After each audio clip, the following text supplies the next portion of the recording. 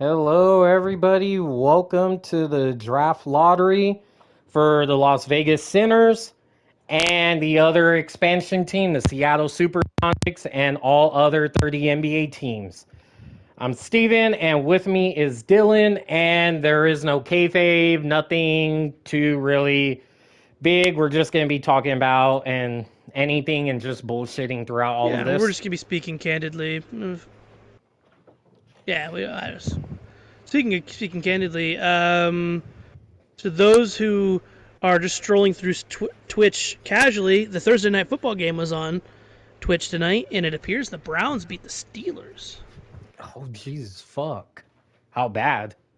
Let me pull it up. I'm actually gonna go because we missed football this week Oh, because of my family. 29-17. Yeah, because of my family stuff. We usually go over the weekly games. So let's go over the weekly games. Let me pull up ESPN real quick. While I'm sitting here trying to pull those up, you follow any college teams for football? A&M. And right now, And the date that matters is October 8th, oh shit, shit, because shit. that's Alabama. Oh The shit. the game we lose every 5 to 6 years, Jesus Christ. So and we've yeah, only beaten them by 1 point in like recent memory. I forgot what year that was. so this is week 3. So the first game of week 3 was today. It was 17-29. Um, last week, since we didn't go over shit, Thursday's game last week was the Chargers and Chiefs, 24-27 Chiefs. And then Sunday started off with the Jets and the Browns, 31-30. That looked like that was fucking Is close. it is it early to say the Bills are probably Super Bowl contenders? I wouldn't say it's too early for anything, really. I mean, it might be, but it might not be. The Washington Commies lost to the Lions, 36-27. The Bucks beat the Saints 20-10. That hurts. And for those, that's a good way to do a thing. Since we didn't do the Sunday game, we might double up this week and go ahead and do what was supposed to happen last week. So our stream this week might be Bucks and the scheduled game. I live in Nebraska, and my mom called me for an emergency, and I had to drive down to San Antonio. She knows I stream, but she didn't care, so I had to go do a thing. But I got back in time. I technically got back in time for Tuesday, but I was fucking tired. Oh, I don't even want to rewatch my stream because I told Dylan this, I told John, and I told Robert this in our separate group chat. Just because, hey, this is what we're invested in. No disrespect to anybody else who may be in the other group chat we're in. Uh, but I said on Tuesday I had a fraternity event. We had new guys coming in that were interested. I made the mistake of drinking alcohol after this said event, and it fucked me up. I don't know why I drove home, but I made it safe. And during the stream, I may have been saying some things wrong. Like, I think I may have said, like, MVP versus Big E. If Big E loses, he joins the Judgment Day. Because I saw that's what I What? had. Yeah, I was that fucked up. I don't know if John noticed. That's fucking great. I I have to don't know if rewatch I that said now. that. I don't I know if have I to said watch. that or the Hurt Business because I put that down on my notes for Halloween Homecoming. I'm like, the fucking Oh, Judgment fuck. Day. But also, uh, I canceled Oscar and Carmella like right before because I was like, I mm, need this stream to fucking finish. Jesus. And then John Um, told me right after like everything going on, and I'm like, I get it, man, but I want to get off. I'm like, I'm gonna fucking die. um, going on with the scores, we got Panthers versus Giants. Giants won 19-16. Patriots beat the Steelers 17-14. Rough for the Steelers. Not looking too hot. There's already 2 losses this season. It might even be 3. Jags versus the Colts. Papa Khan looks like he got a 24 win. Dolphins versus the Ravens, 42-38. That was a high point game. Falcons versus the Rams. The Rams won 31-27. Wait, you said Seahawks. Miami versus Baltimore, right? Yeah. Oh, that's the comeback game from what I heard. Yeah. Falcons versus the Rams. 31-27. Rams win. Seahawks versus the 49ers. 7-27. That 49ers. hurts. Bengals versus the Cowboys. We them boys. 17-20. I don't like the Cowboys. I just like saying we them boys because it's fucking hilarious. Honestly, Cooper Rush did great from what I've heard. And the problem is, if he does great, if he keeps the Cowboys under one loss when Dak Prescott come back, he's going to get the Tony Romo treatment early. Oh, yeah. Texans versus Broncos. Broncos win 9-16. Cardinals Raiders 29-23. Bears Packers 27-10. Titans Bills 41-7. And Vikings Eagles 24-7. Eagles win. Oh God, Grandma's calling. Give me a sec. Oh.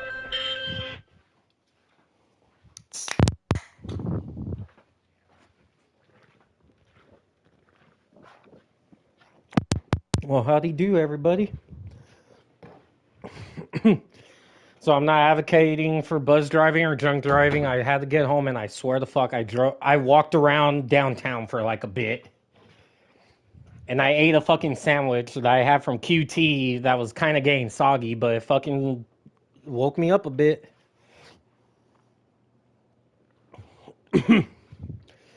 But also, going into this, I don't know how far behind Dylan is on the scores. I think he's pretty much... I'm caught up. Oh, okay. Sorry, my grandma was calling. She lost her wedding ring. I gotta go help her find it after I'm done. Okay. But, let's talk about the NBA world. I don't know, Dylan, how much you keep up with it. If you see the posts from ESPN, if you follow them. This season, even with our fantasy league we played a few years ago, this will be the first season I actually pay attention to passively, just because you will be talking about it, and Robert might be hopping in and talking about it too. So do you hear what happened with the Celtics head coach? I have no fucking clue. Suspended the entire season for fraternizing with a staff member on the Celtics. This man did not know Tinder was a thing. He went to work looking for some pussy.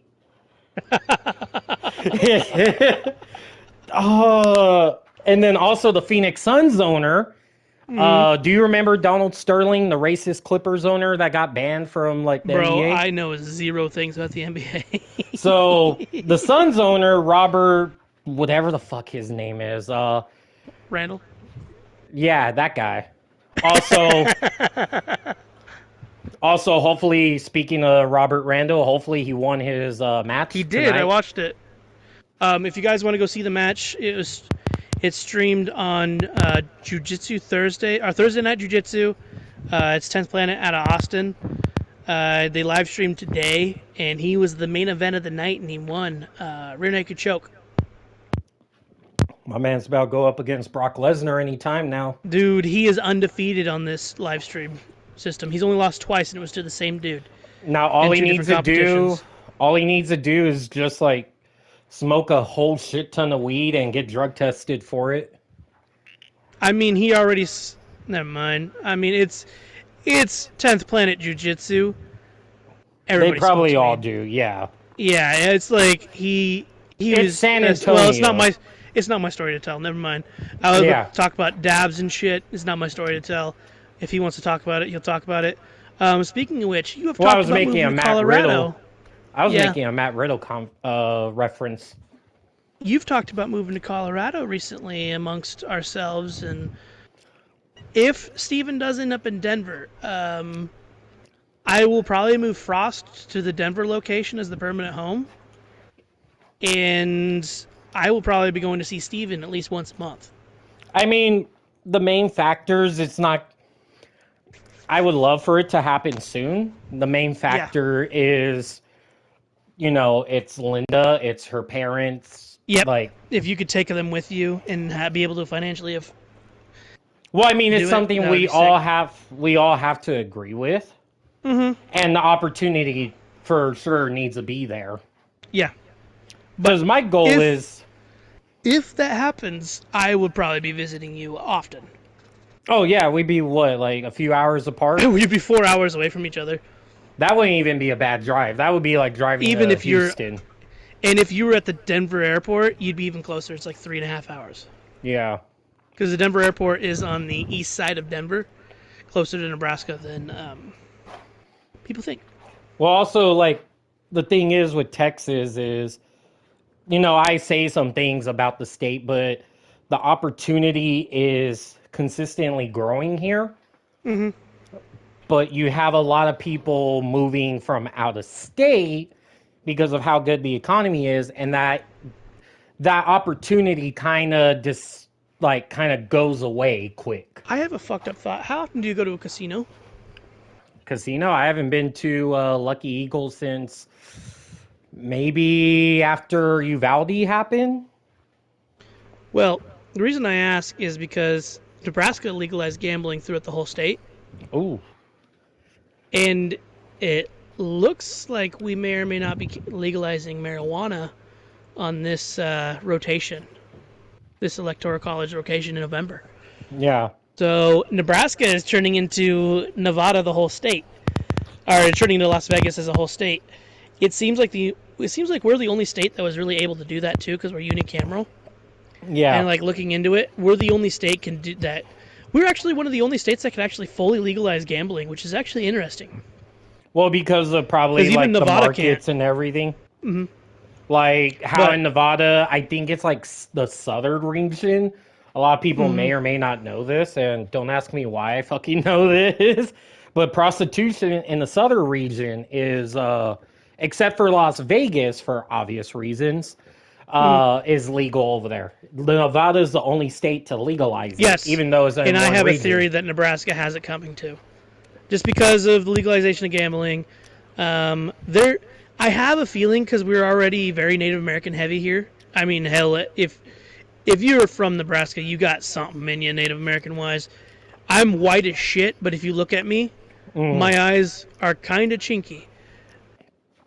Like I was like looking at myself without my glasses the other day, and I'm like, I got very squinty eyes, Yeah. and I can't grow facial hair worth a damn. That's very Native American. And I don't tan; I get red. That's the Irish, though. But I yeah, don't- everybody here is kind of Native American. Oh, in So we're- Nebraska? Yeah, most people here are Cherokee or Pawnee. Trail of Tears. Yep.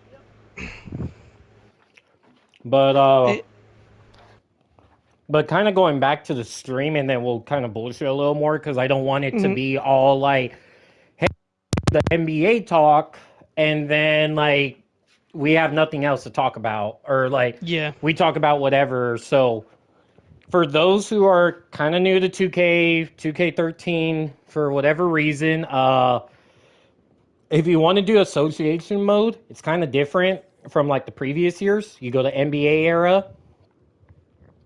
just follow the highlight below, select my NBA. What's cool about this is you could do certain eras. So if you wanted to play in the Magic and Bird era, you could do that. Jordan era, Kobe era, or the modern era. Now, for just the sake of the game, I'm going to do the modern era. Yeah, that makes sense. You want 'Cause modern I'm the- players and everything. Yeah, and I'm also the type where it's like, I want history to be what it was in the Yeah. NBA. I don't want to erase what the Spurs have done, what the Lakers have done. Like, I don't want to erase what those teams have done.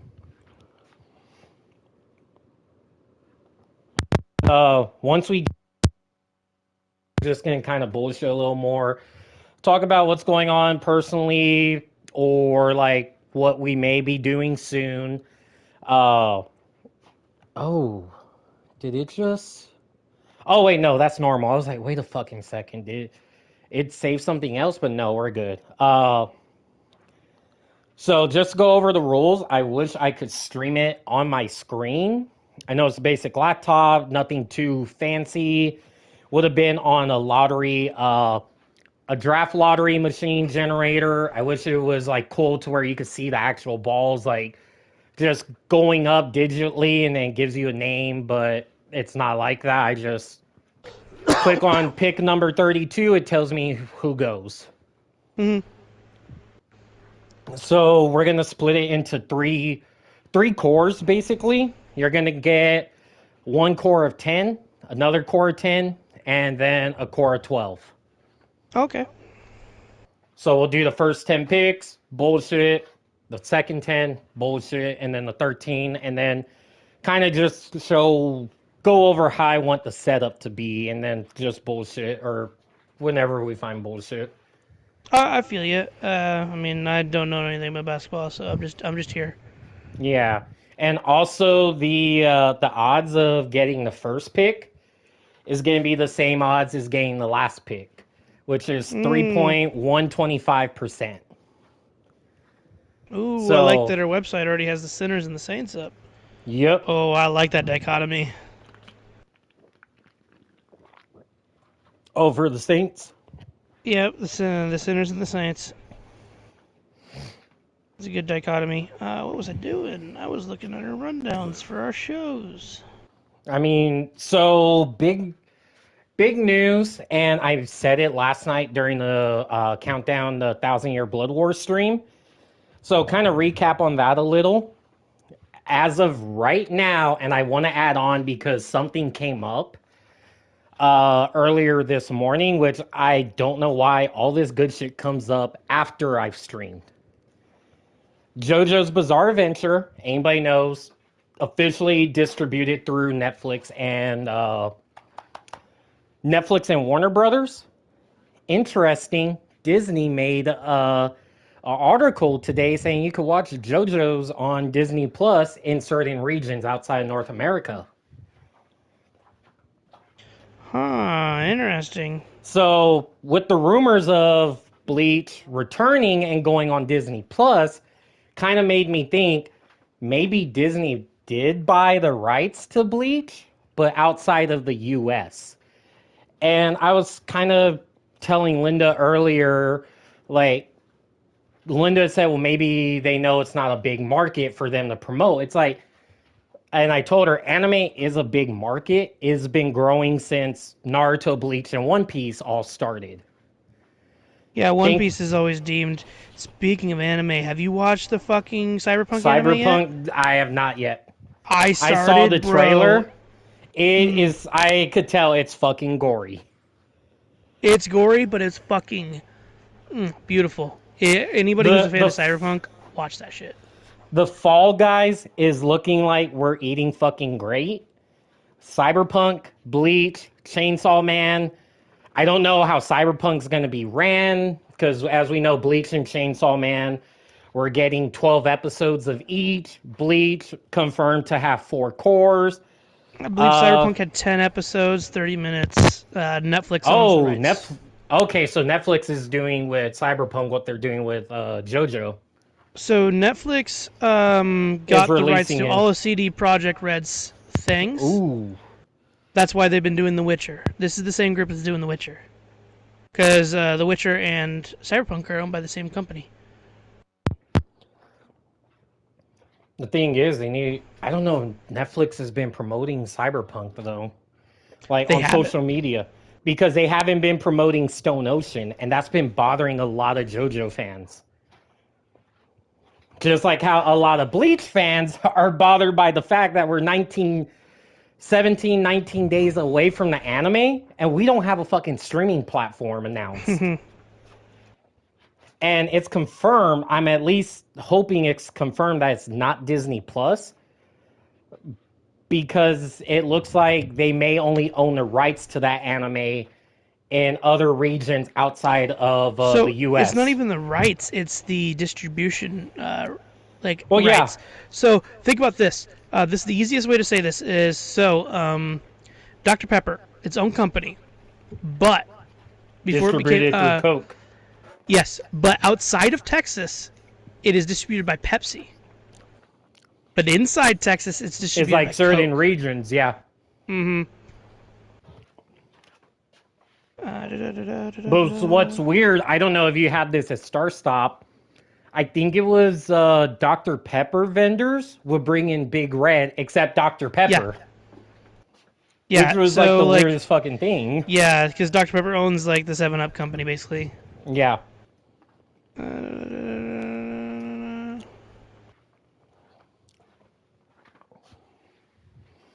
But guys, going back to Bleach, another thing about that is October 5th will be the final countdown stream because obviously October 10th would be the premiere of the anime.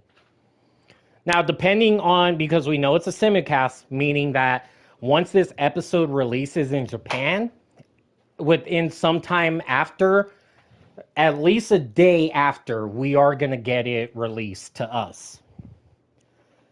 So it's hard to say as to if we may get it October 9th because of the time difference, or if we may get it October 10th, depending on when Wiz wants to say, hey, we're going to go ahead and release it.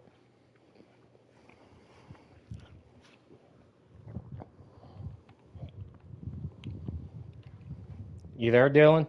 Yeah, I'm here. I'm just doing rundown stuff for BIW. Oh, I got the text that Sammy is challenging Dexter Loomis on Frost tomorrow. So that's okay. fun.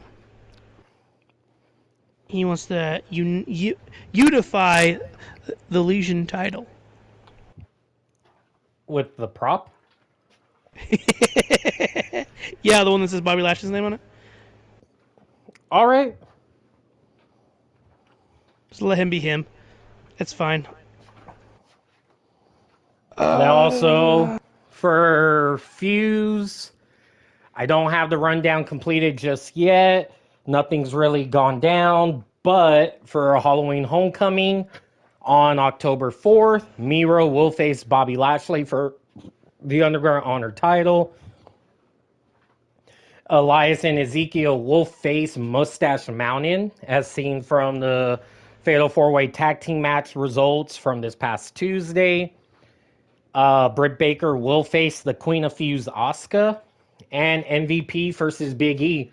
If MVP wins, it will be a 2-out-3 falls match. If MVP wins, Big E must join the new Hurt Business. Ooh. And not the Judgment Day.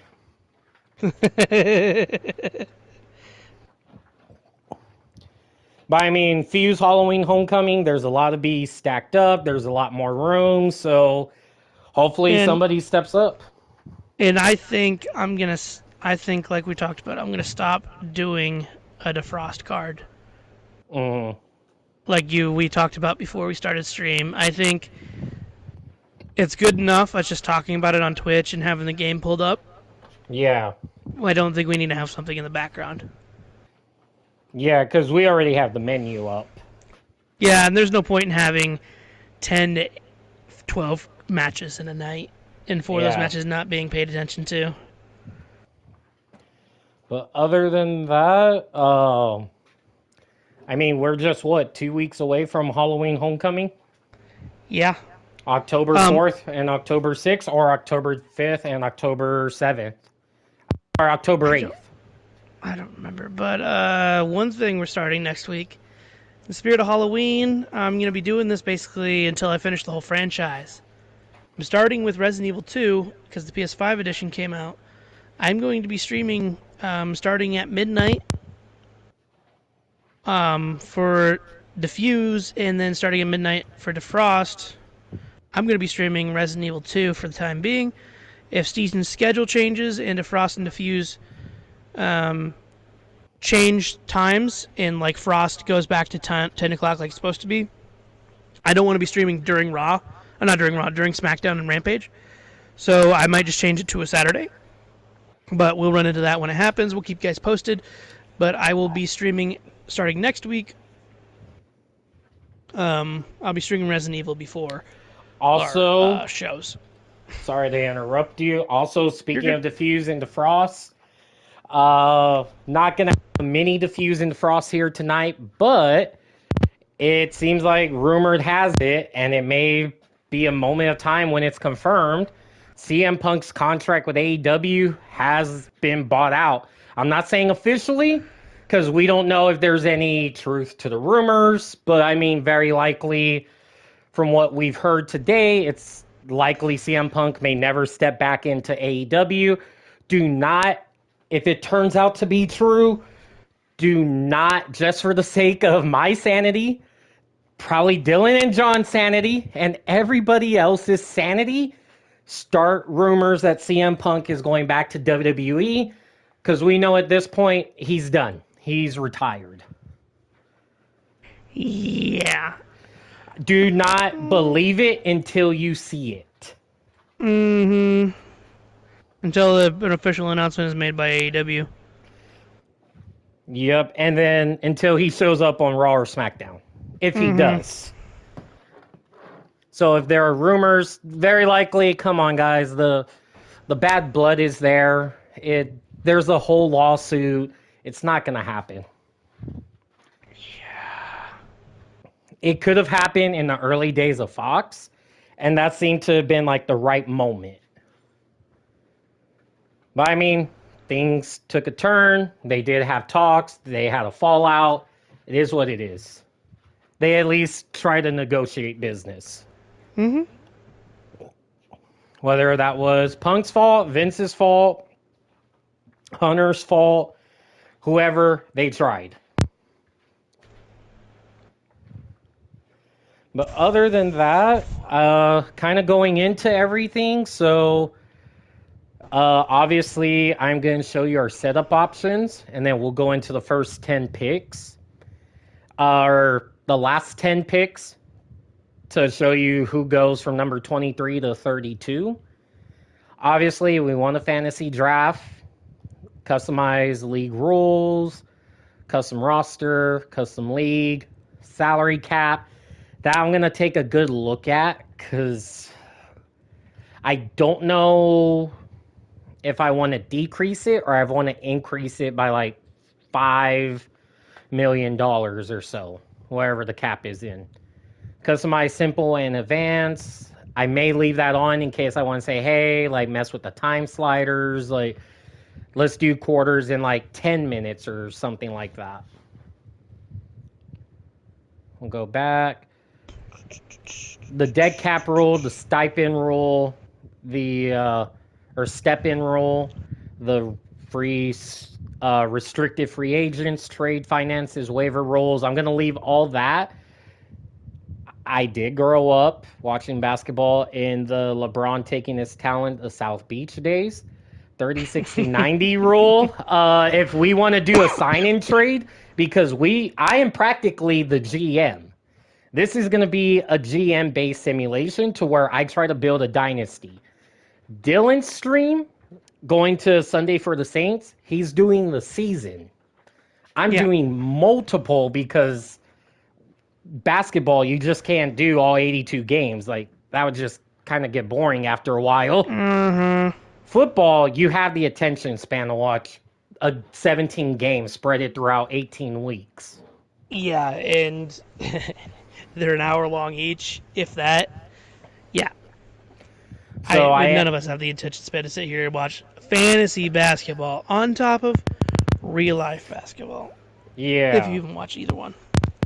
So it is going to kind of be like a rebuild stream. If you've seen King of the Fourth Quarter or KOT 4Q on YouTube, it's going to kind of be going off base like that. Just like rebuilding, trying to get a championship every year. Death and Hangman are both in the losing column? Who? I gotta put... that's a good opportunity for me because I can put them against each other and one of them will be in the winning column. Oh. And then role-playing elements. This is where the GM parts comes in. So yes, we want all of this on. Now, what does this mean? Like scoring? That's going to give us points based on our ability as a GM.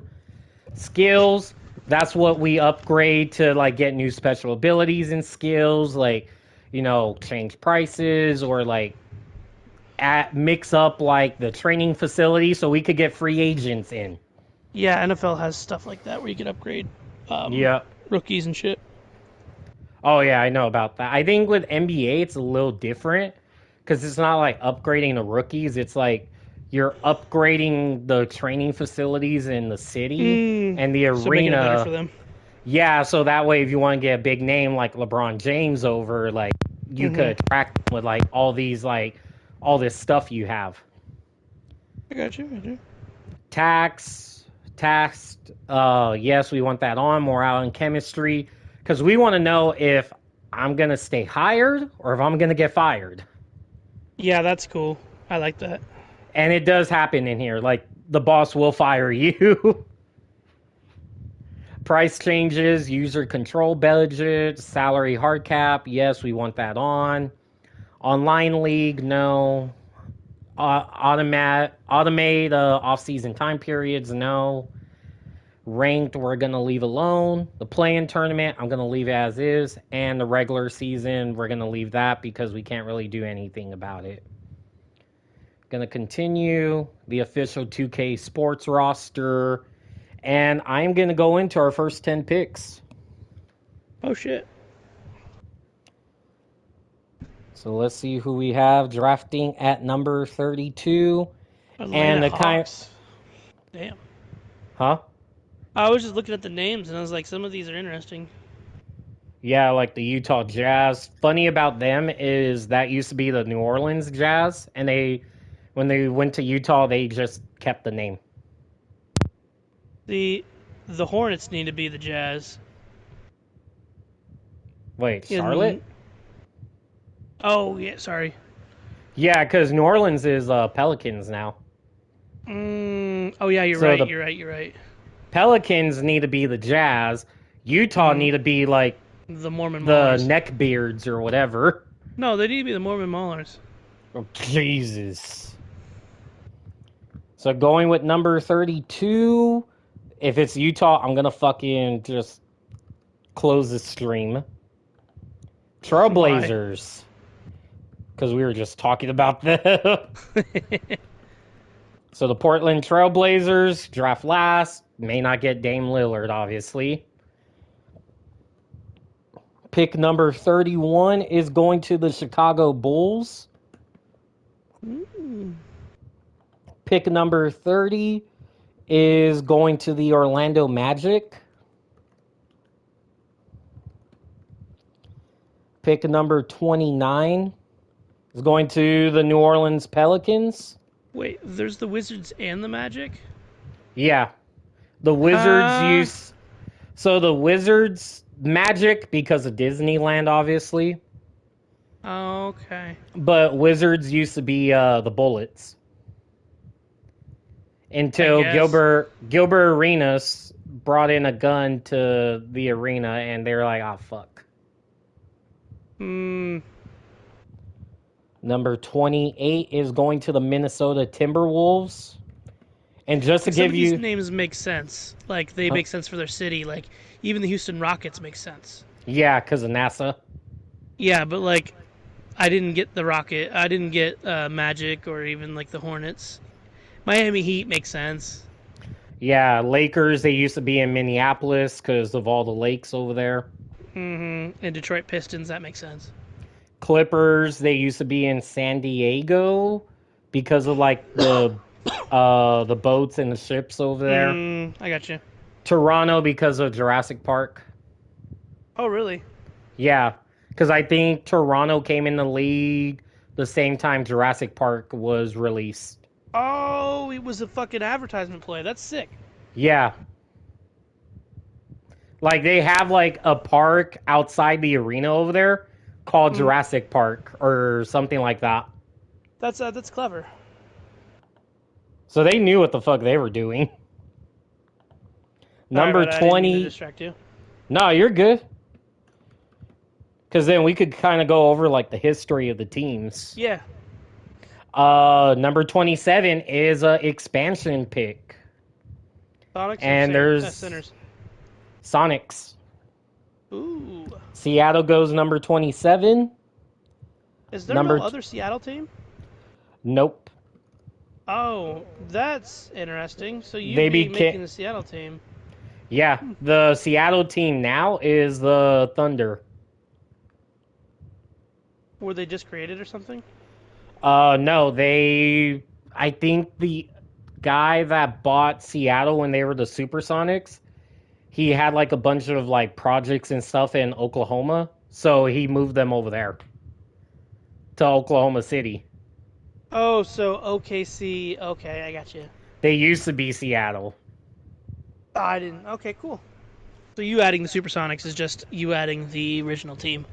Yeah, because everybody for some reason wants to see the Supersonics back, but I don't think Seattle's going to get an NBA team It's again. like That's like if a team moves. Which team is it? Their name is probably going to be like they have to stay.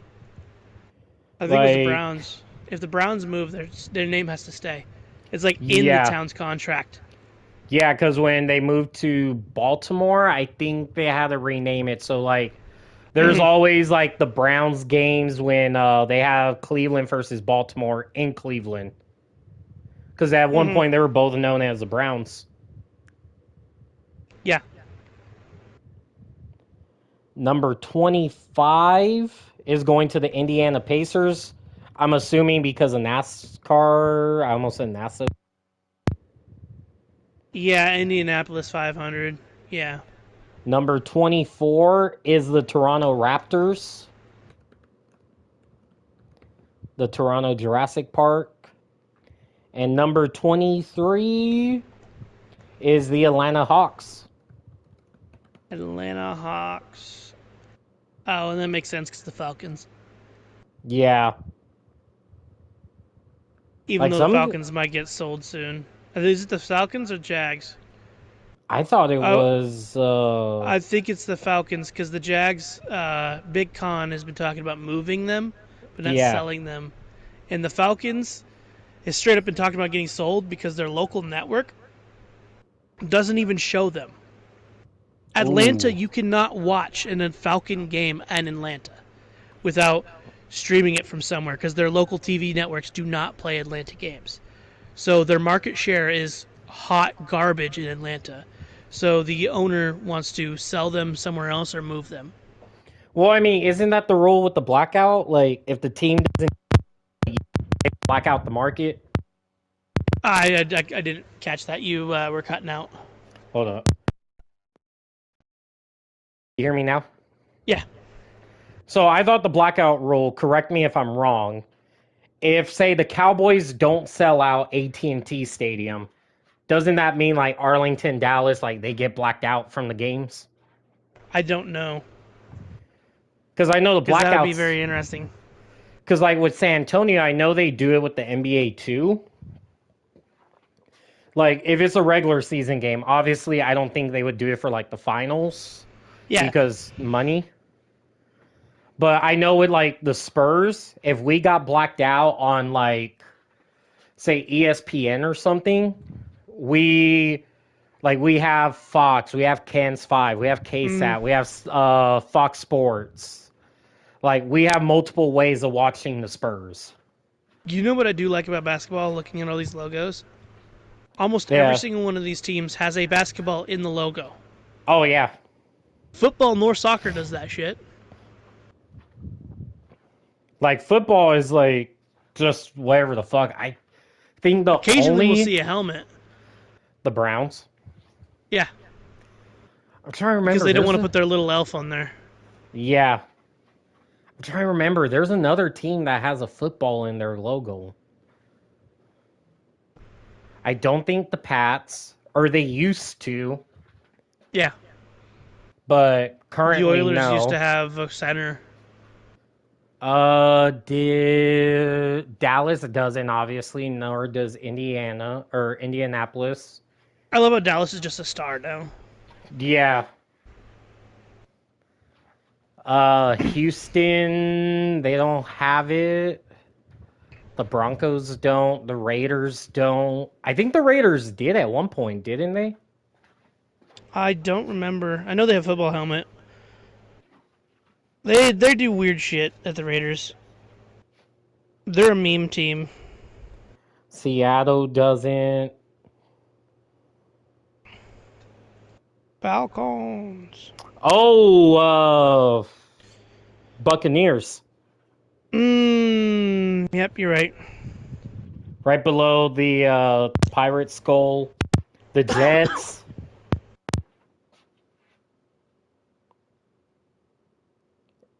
That's it. See, that's just weird to me that that's not like a common thing. I think they wanted to stand out because, like, the NBA logos, like it kind of does look a little repetitive, where it's like, oh, you have a basketball here and there. Yeah. But I mean, like, you have some like the Spurs, the Grizzlies, the Bulls, the Cavaliers, where they don't have that basketball. Like the Southwest looks the most unique logo-wise out of all of them. Speaking of the Southwest, New Orleans Pelicans are going to the Southeast because I have 2 West teams coming in. So I want to leave it to where it's like a 16 and 16. Why? You're adding the Sonics in the Southwest? Why? No, I'm adding fuck, I had them. I'm putting Phoenix here. And then I'm going to put Las Vegas in the Pacific area because, as you could tell, like, that's all California teams. Yeah, makes sense. Makes sense. You might as well put Because I'm going to put Seattle up here in the Northwest. Oh, that makes sense. Pacific Northwest. Yeah, I got you. I got you. Oh, they're going to have a good rivalry in the Northwest with Oklahoma. Oh, yeah, actually, I would honestly set that up as the rivalry if you could. That's smart. Because, like, Spurs and Mavericks, Lakers and Clippers. I don't know. I'd honestly keep... I don't know if I'd keep the... I think I'd keep the Phoenix Sun in the Pacific with you. Whoa. Because I can move Oklahoma to the Southwest. Yeah, I think that might be the better... Because the Phoenix... I mean, that is Pacific. Yeah, but... And that would be your rivalry team because of location. Yeah. So, yeah, move OKC to the Southwest. Because they have that rivalry with the Spurs as well. And then someone from the Southeast needs to be moved to the Northwest or something to equal out, because it can't just be 4 teams sitting in one division. Northwest, Pacific Northwest. Well, we're going to have 6 teams in either one, but because I was going to put Seattle there, so that puts it at 5. Oh, you're right. And there's going to be 2 that has 6. 3 that have 6, because 1 in the Southeast and then 2 in the... 1 in the Eastern Conference, 2 in the Western. Where's the other 6?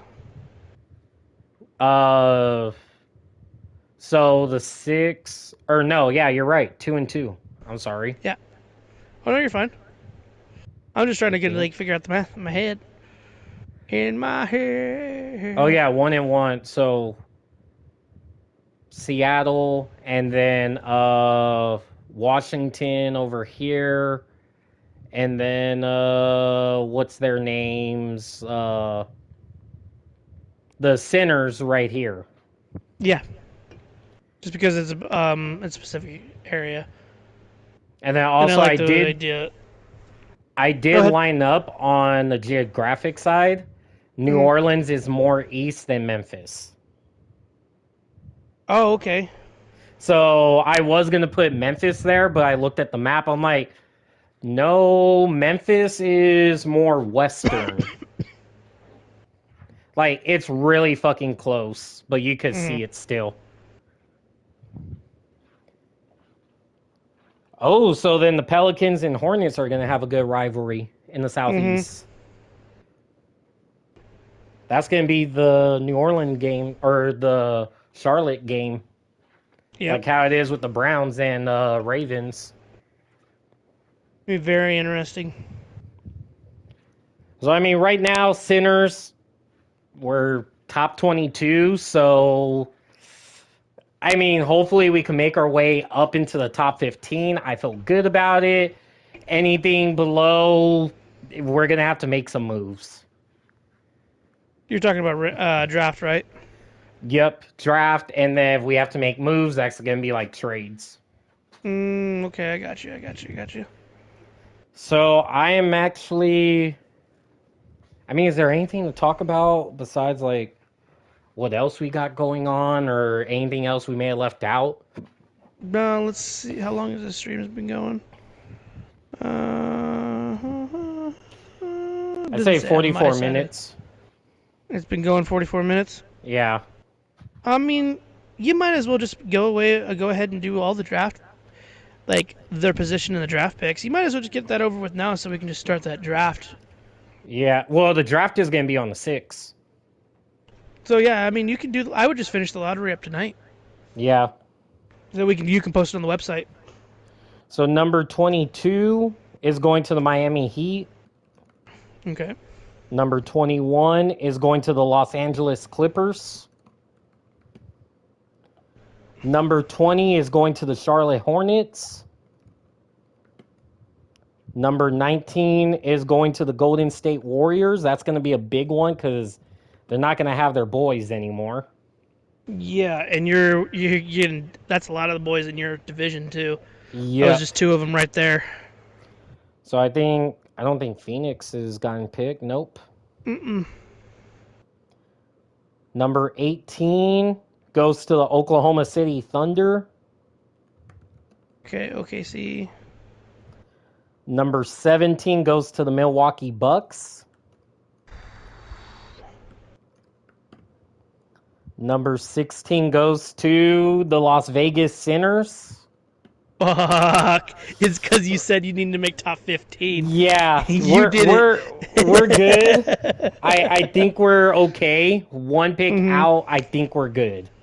Yeah, I mean there's good guys to the top 16. Because I mean, Who we're at you got the. your eyes on? It's hard to say. I mean, there's too many good players that could go early or could stay late. I mean, we could get stuck with LeBron James because of how how old he is now. And that draft stock has kind of gone down over the years, mainly because we saw that with fantasy basketball years into it. There's everybody went from I want LeBron to, hey, I may want Steph Curry now, or I may want Kevin Durant.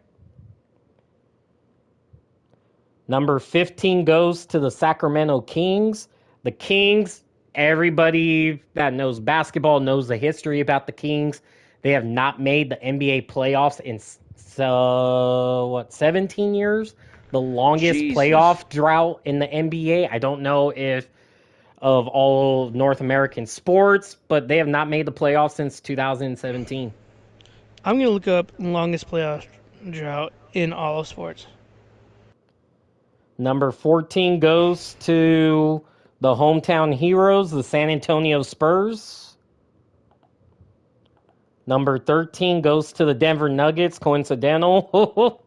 We're talking about moving to Denver, and then San Antonio's right beneath them. Seattle Mariners, 20 seasons. Jesus.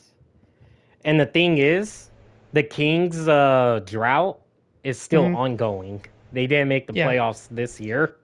Seattle Mariners still going to. Seattle Mariners, 20 seasons, 2002 to present. The Mariners own the longest postseason drought among all teams in 4 major American sports leagues.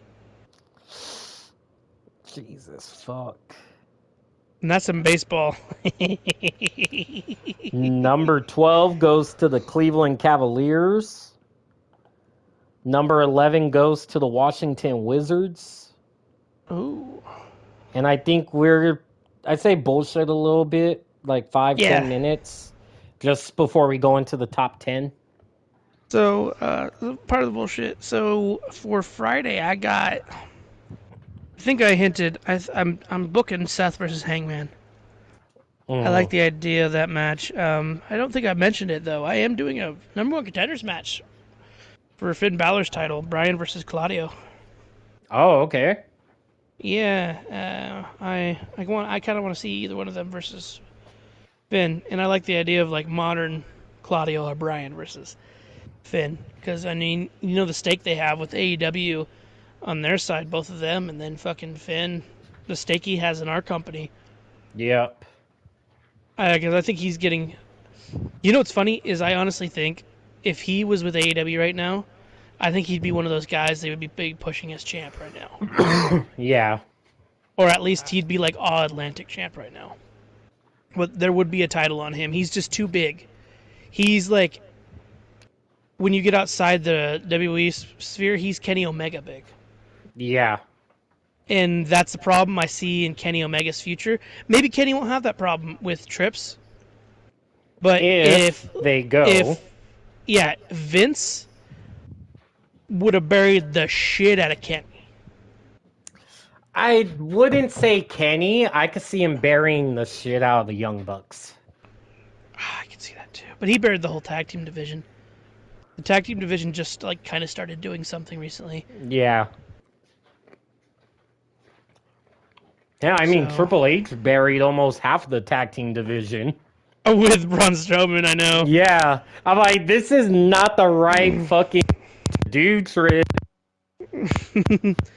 Now, if you guys like us being sports commentary, like please inform us because we can do like just a we can compress like we'll do defrost and diffuse, but we could do like a Sunday just talking and bullshitting about sports instead of doing a pre-show for basketball and football and all the other stuff. We could just talk about sports. I mean, I kind of want to get into hockey, but I find it hard. I don't know what team to cheer for and all that shit. So it's hard to get into a sports when you haven't watched it your whole life. Bandwagon and pick the person that's winning. You know, I've had that thought, but I've also like something in like I think the little kid in me is like Mighty Ducks. Well, I think with sports, like to get into it and pick a team, I think that has to be done at like an early age. Where you're like, okay, like you have a reason. I think as an adult, once we get into these sports, it's like, hey, who do you really like? Well, so I didn't really like anybody when I first got into football. I liked the sport football. Yeah. But when I started watching football, so when I was younger, the first Super Bowl game I ever watched was Seahawks versus the Steelers. I think I was like 8 or something, and the Steelers won that game. I think the first the game- first. Uh-huh. Oh, I was going to say the first game I ever watched that I like comprehended and I was actually playing football was the Brett Favre's last year with the Vikings. It was the year the Saints won. That was like the first ever year I watched the full season of just football in general. I was just watching football every Sunday, and the Saints won that season, and that's part of the reason why I'm a big Saints fan. For me, on basketball, first basketball game I ever watched was Game 7, 2005, Spurs versus Pistons. Oh, okay. As we the all reason Spurs know, are my favorite Spurs team won. is because, yeah, the reason I like the Spurs is because I lived in San Antonio, and it's hard not to get caught in that Spurs vacuum when you live in San Antonio. Yeah. That's why I would love the idea of an NFL team going to San Antonio. And that's why I think the NFL even was like, this is the best market share we want to be in. Because San Antonio and Austin are number one on the expansion list right now.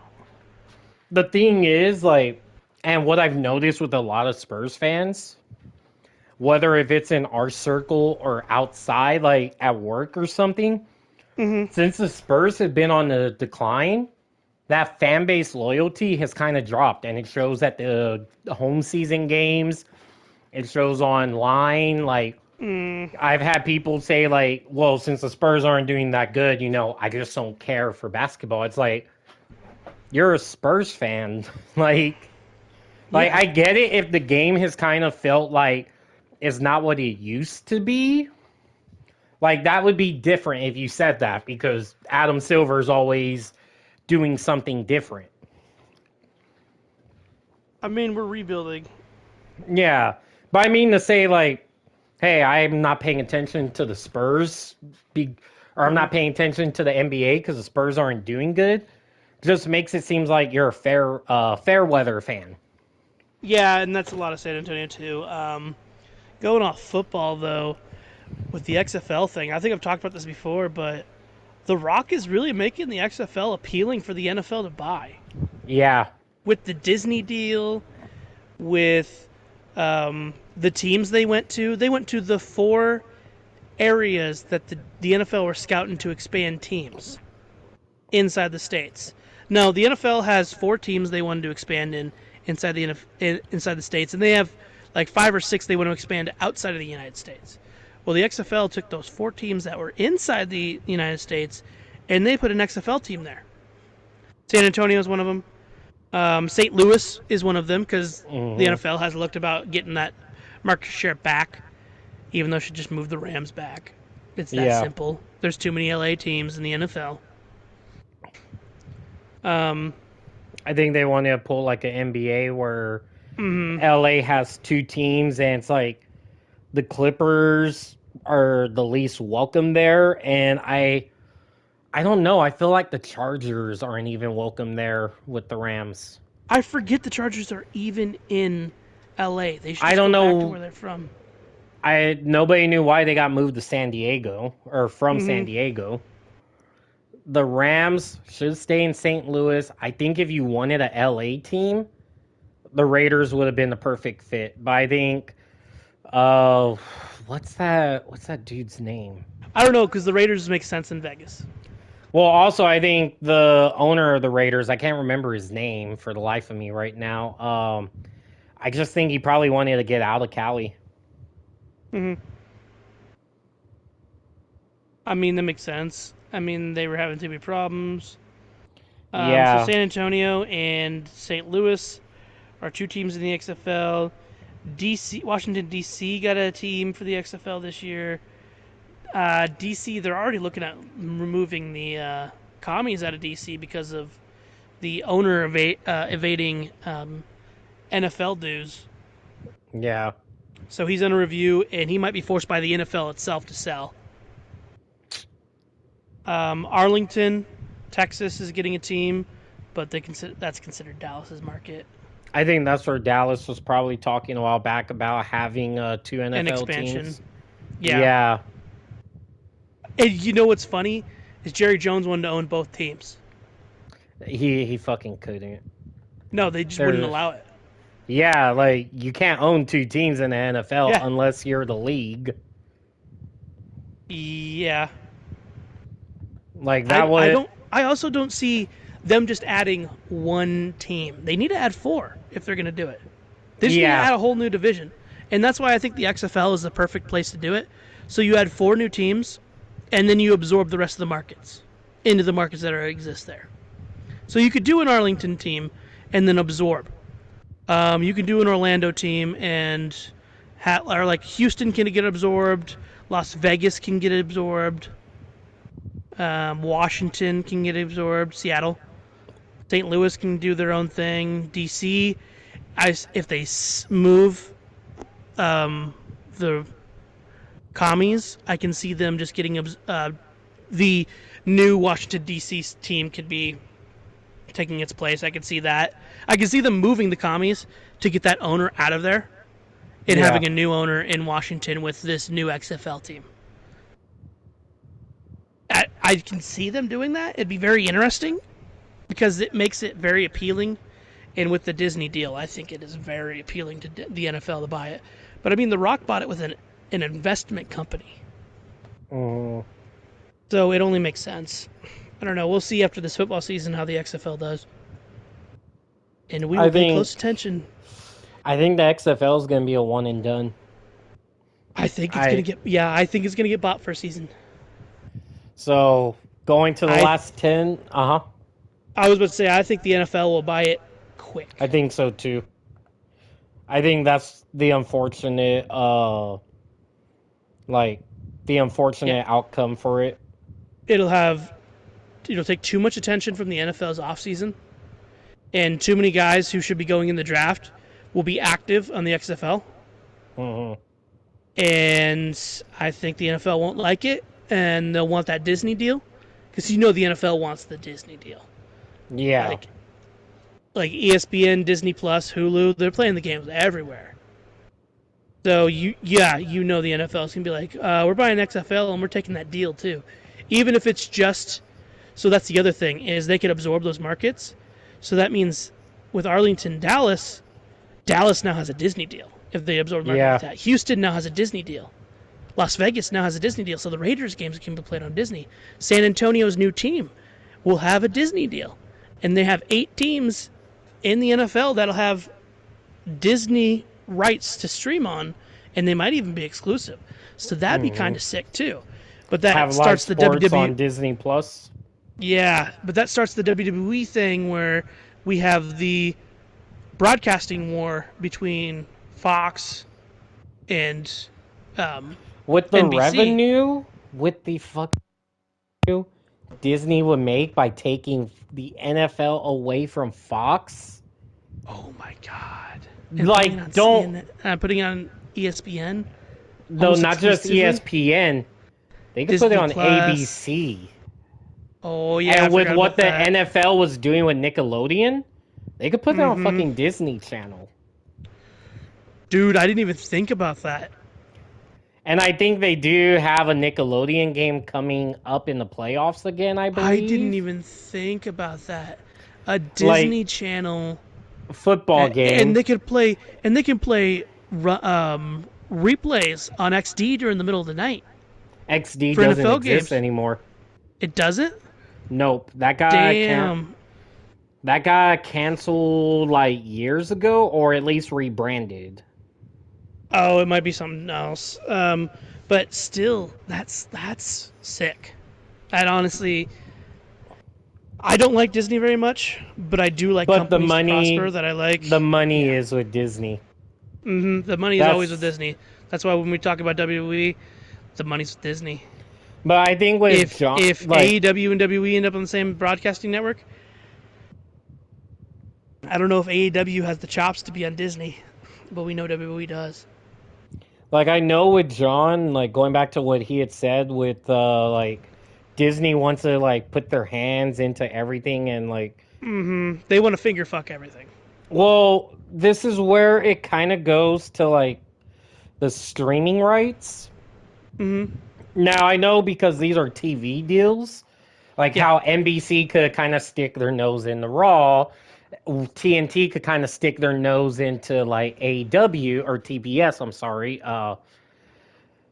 What I think it would be is that Disney would still like stick their nose in like those companies, but they wouldn't have like the overproduction because they wouldn't have a like high enough stake in the company.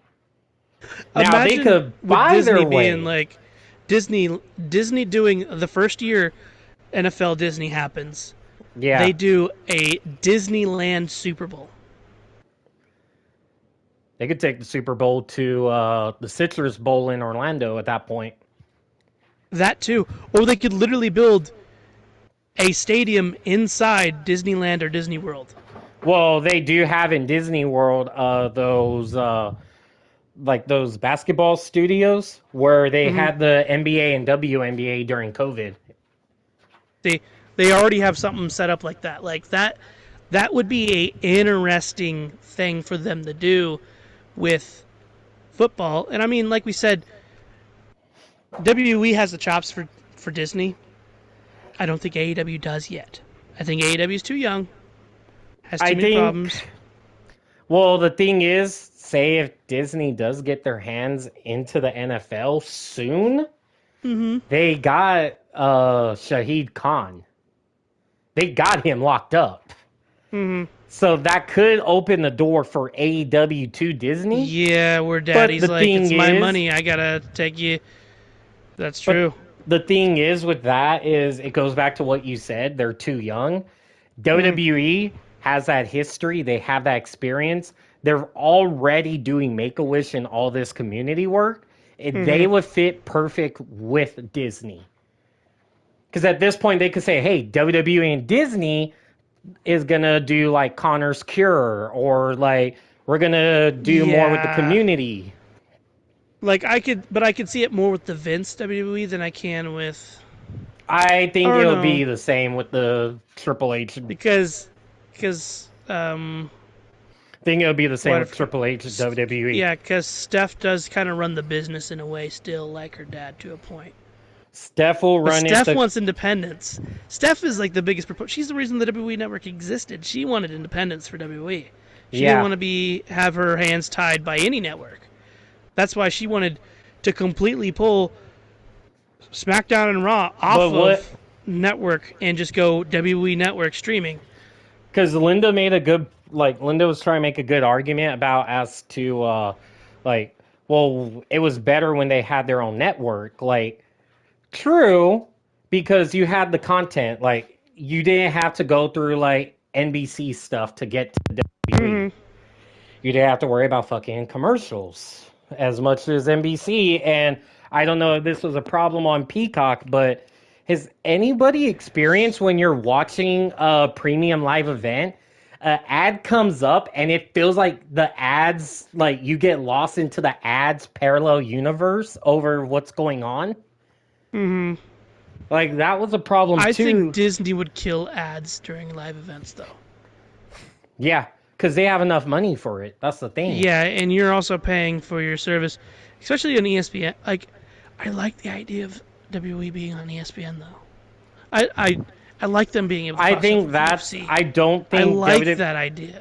I think Raw and SmackDown would get. The only problem is with ESPN, don't you still gotta pay for pay-per-views? On certain ones. So Friday night, on 'Cause- fight nights, you don't, but you do still have to pay for pay-per-views. Yeah, like With UFC 200 or whatever. Yes, you still got to pay Like for pay-per-views, UFC but that's 300. UFC's. UFC does that. It's not a ESPN thing. I think that'll go away after Dana White. To be honest. But also, if Disney wanted to, this is where it could be a problem because I was saying, hey, what I would say is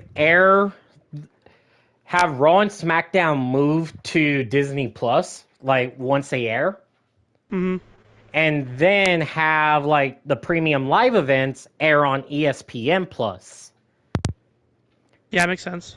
But the only problem I can see with that is WrestleMania. They may try to profit off of it because Yeah. at Well, that actually, point, I like the idea of if SmackDown and Raw's library being right next to the UFC's. That yeah, adds some legitimacy to it. And if the library is on ESPN app with UFC's, that's kind of sick. yep. Because I don't see like the pay-per-views going to Disney Plus. I can see the TV shows going to Disney Plus. I don't even see that. I can see the bonus content. So the reality TV. So Yeah, WWE like reality Legends TV House. goes to Disney Plus, but the actual sports entertainment stuff, I see it going to ESPN. But honestly, with like the reality shows, WWE would probably not even have to worry about that. That would probably be a Disney production right there. Yeah, no, and you have it on Disney Plus. So Yeah. Ms. and Mrs. Ms. and Mrs. would be a Disney Plus promotion. It would just be a Disney Plus show, and WWE's like the actual sports entertainment sports Oh. content would be on ESPN.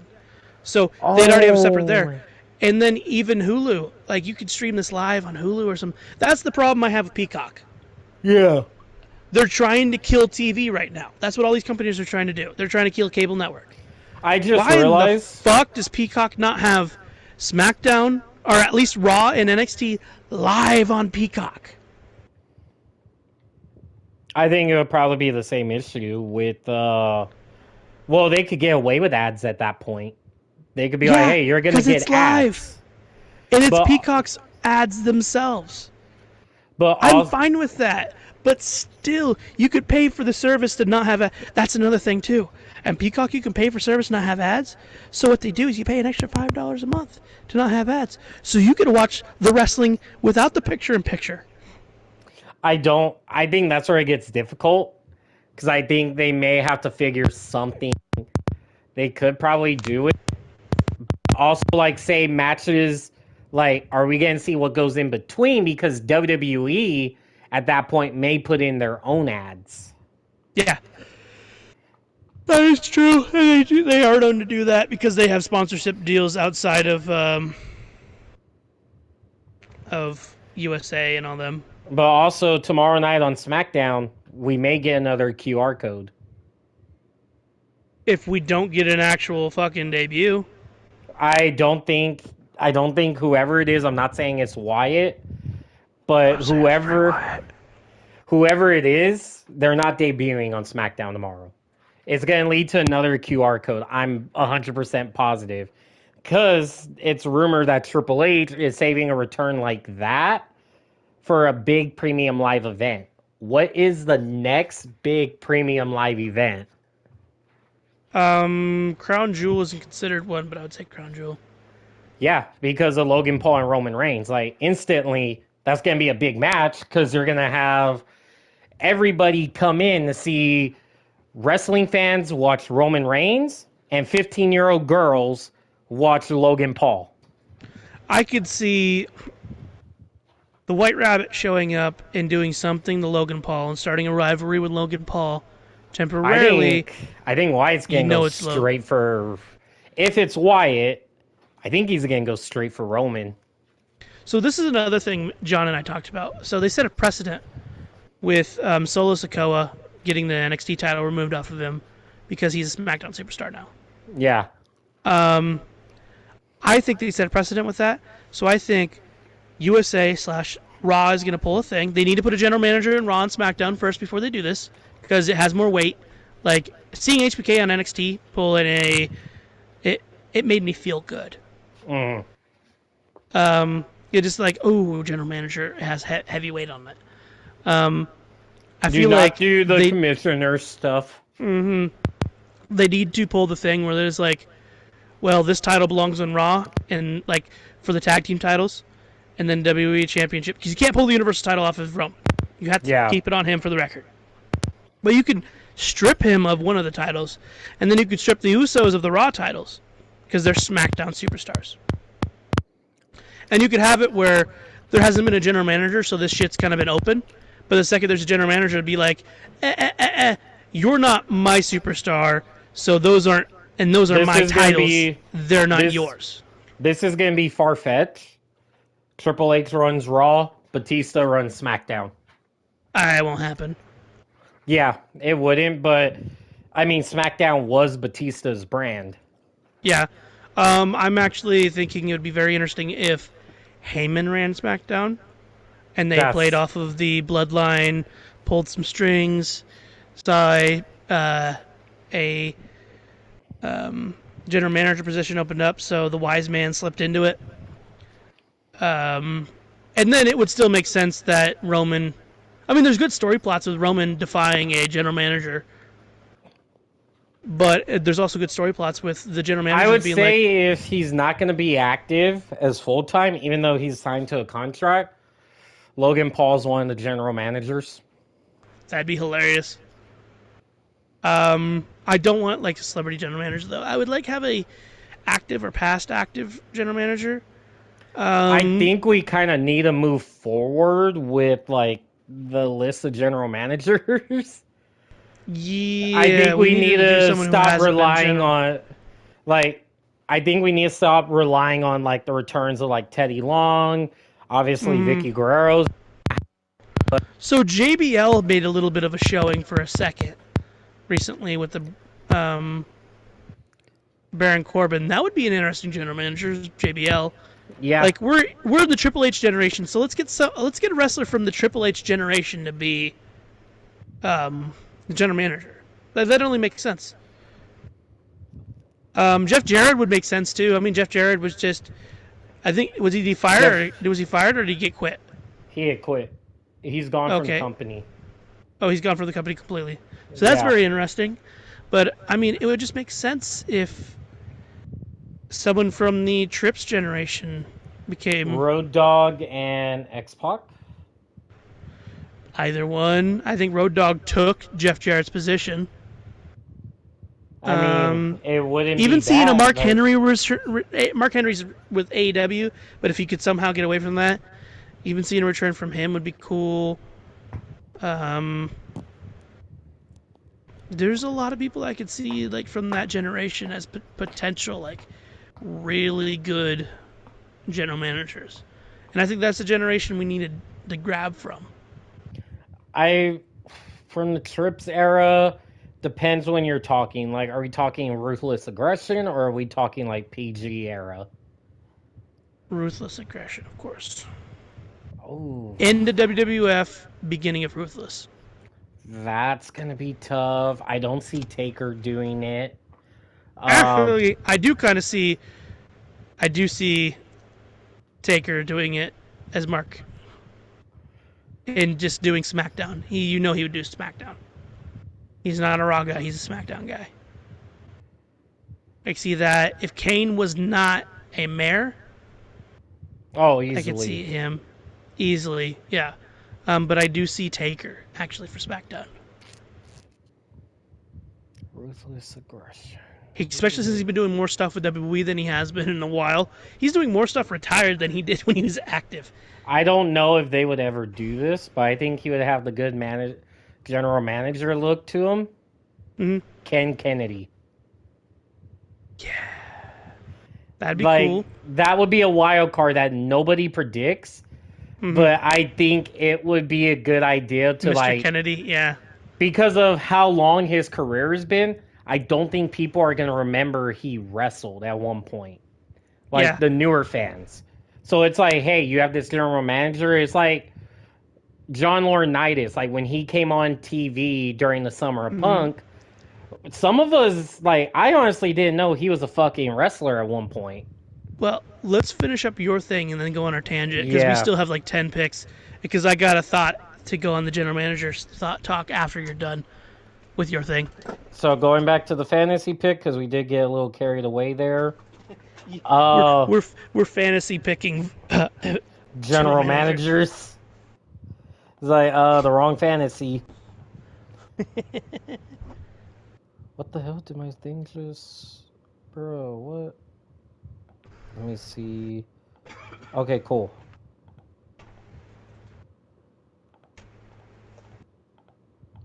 Let me get my You know what does upset me, though, with Saraya being over on AEW? I don't feel like she got a real proper chance to be a general manager. Yeah. Because I Even though she could be an active wrestler right now. Because of how the ratings were tanking at the time. You know what? Trish status. That's true. Well, I mean, she has a kid, so... That's true, too. Going on to the picks. Number 10 is going to the Houston Rockets. Number 9 is going to the Utah Jazz. Number 8 goes to the Philadelphia 76ers. I like the name. Love her. Number 7 is going to the Dallas Mavericks.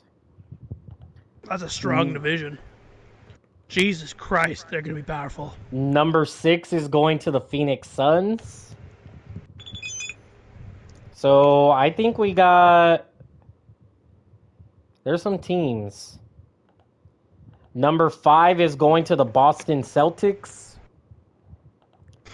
Your favorite? Our suspended head coach. Number 4 is going to the Detroit Pistons. So let's see who we have available. I know the LA Lakers are available. Have they been called? The Grizzlies? Yeah. There's some teams. Oh, New York. Oh, top 3 is going to be some strong markets. Yeah, I'm already looking, and I'm like, there's So the Southwest is already really powerful because of their draft location. Pacific's going to be powerful after this, and so is Atlantic, at least. There's another team that hasn't been called.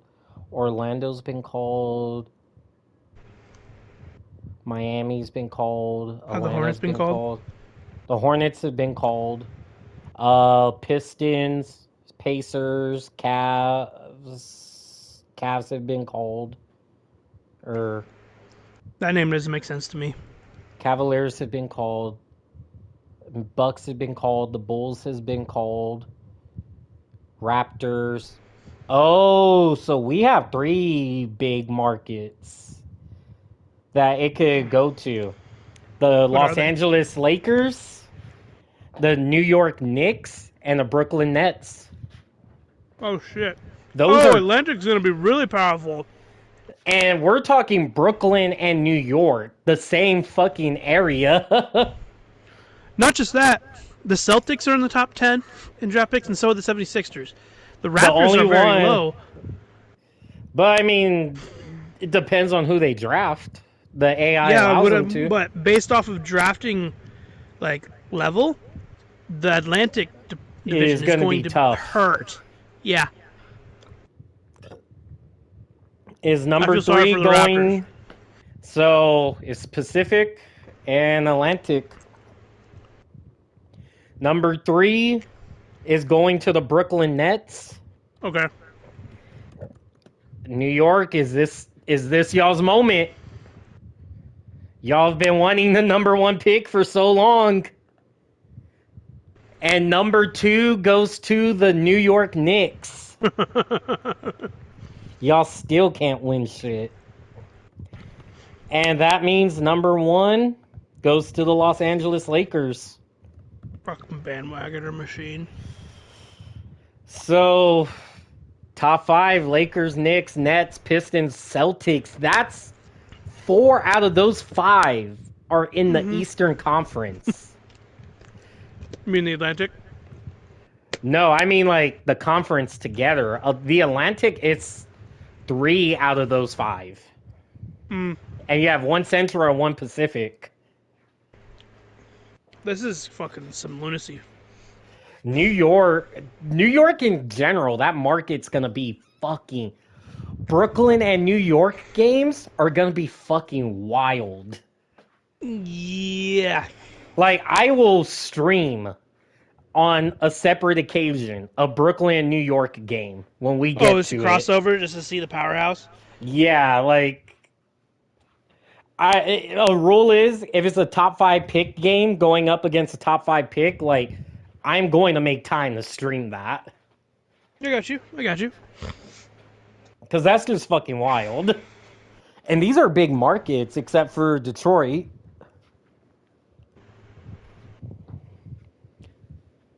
LA, New York, Brooklyn, Boston. Holy fucking shit.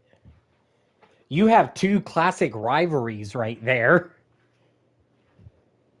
This is going to be big. Back when Brooklyn was New Jersey. Oh, yeah.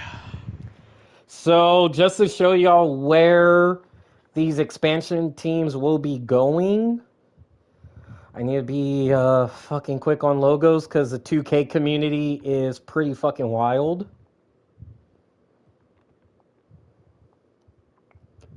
I'd honestly say...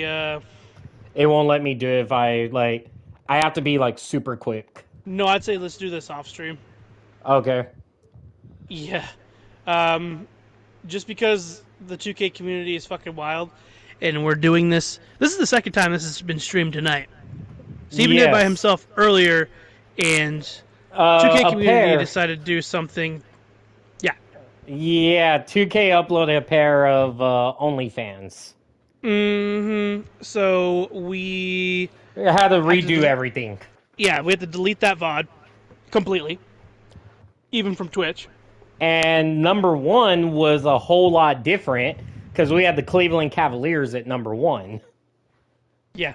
So this is So I would honestly say we can finish the general manager talk tomorrow, and we wrap this up.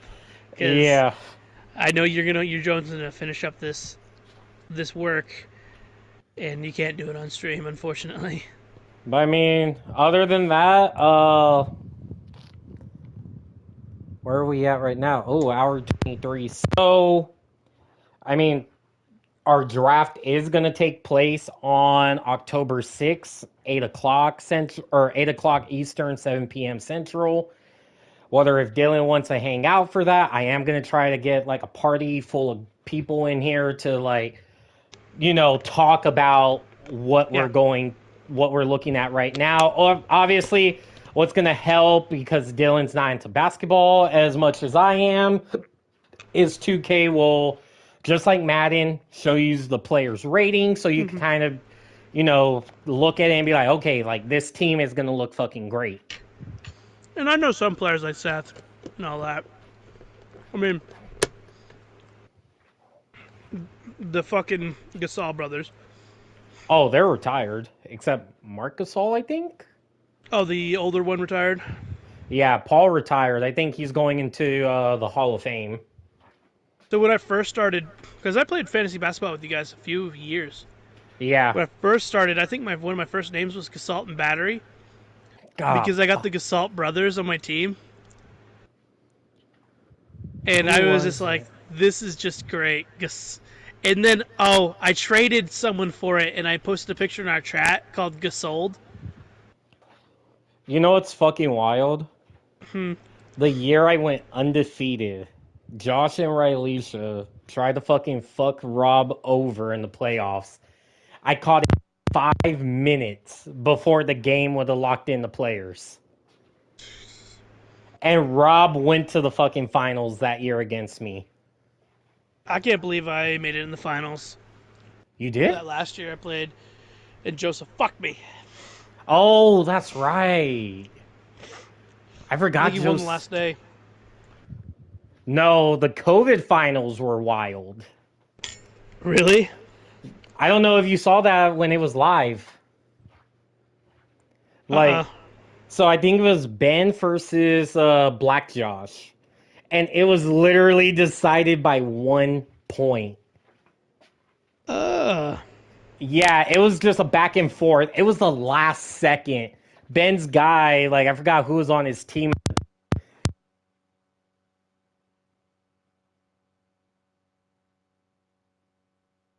Cutting out, bud. Uh,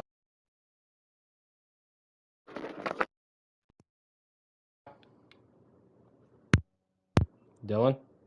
I'm here. Oh, so yeah, like, I forgot who it was, but Ben's guy scored a fucking buzzer beater at the last second. Oh, that was probably nutworthy for Ben. Oh, I remember Josh saying like he was fucking screaming when like he saw like what had happened. Oh, on another note, while we're here on this, I want to talk about some Twitch drama. I'm so happy we're not big Twitch people, Okay. especially since we're technically out of Texas. There's a lot of Twitch drama you don't know about going on at Austin right now. Oh. So apparently, a Twitch streamer named Mizkif, who's in Austin, I don't know if you know who he is, I've heard of has him. been covering up sexual assault allegations for his Oh. best friend that lives in his house with him, who's another streamer called Crazy Slick. And so OTK, the Austin org that we've talked about a few times here, and we wouldn't be surprised if we were eventually, if we did get popular, absorbed by them. They had to fire him, and he was an owner. Oh. Yeah, I was like, how do you get fired from your own company? But he did. But he literally covered up sexual assault allegations for his buddy, and like blackmailed the smaller Twitch streamer girls into not doing it and being like, hey, you'll be more popular. I'll host you and shit like that to help them out. Because he was like doing weird shit to them when they would get him super drunk and whatnot, and he was doing weird shit to them, or he was sending them Yeah. texts. And you know how Texas, sending nudes to someone unsolicited in the state of Texas Is a crime. is a crime. Well, he was like telling girls, I'm going to send you a dick pic. You best give me consent right now so I don't get canceled. And he's like, I'm going to send it anyways. And this dude's chats are fucking crazy. And it's even worse is they tried canceling Mizkif first because he was saying this to these girls. Is his buddy was using his Twitch to like hit on girls in chat, in Twitch chats. Jeez. He was surfing as Mizkif. So that's one of the dramas. There's another, like an English guy named Slicker who scammed a whole shitload of people out of money.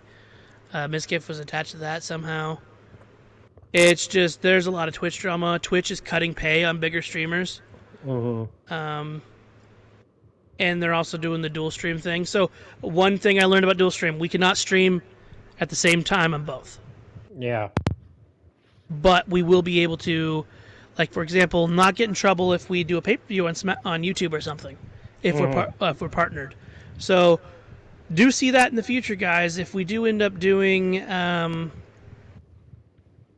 if we get in like 1,000 subscribers plus, and we're partnered on And here, and don't be guys, surprised if we do like split, or even if like Fuse is on SmackDown and Frost is on Twitch, and we you do our fucked pay per up. views on. Say what? You said Fuse is on SmackDown. Oh, Smooze is on Fuse is on YouTube, and Frost is on Twitch, and we have the purple versus the red, and we do something crazy with that, and then like our pay per views are on Patreon or something. Like actually have pay per views. Mm. Like don't be surprised if we do that, and we can do a lot of shit on fucking Patreon because we can actually play music. We got So we got Fuse on Patreon and Frost on OnlyFans. yeah, It would go with the color schemes. it would. Frost. I love Black Ice Live.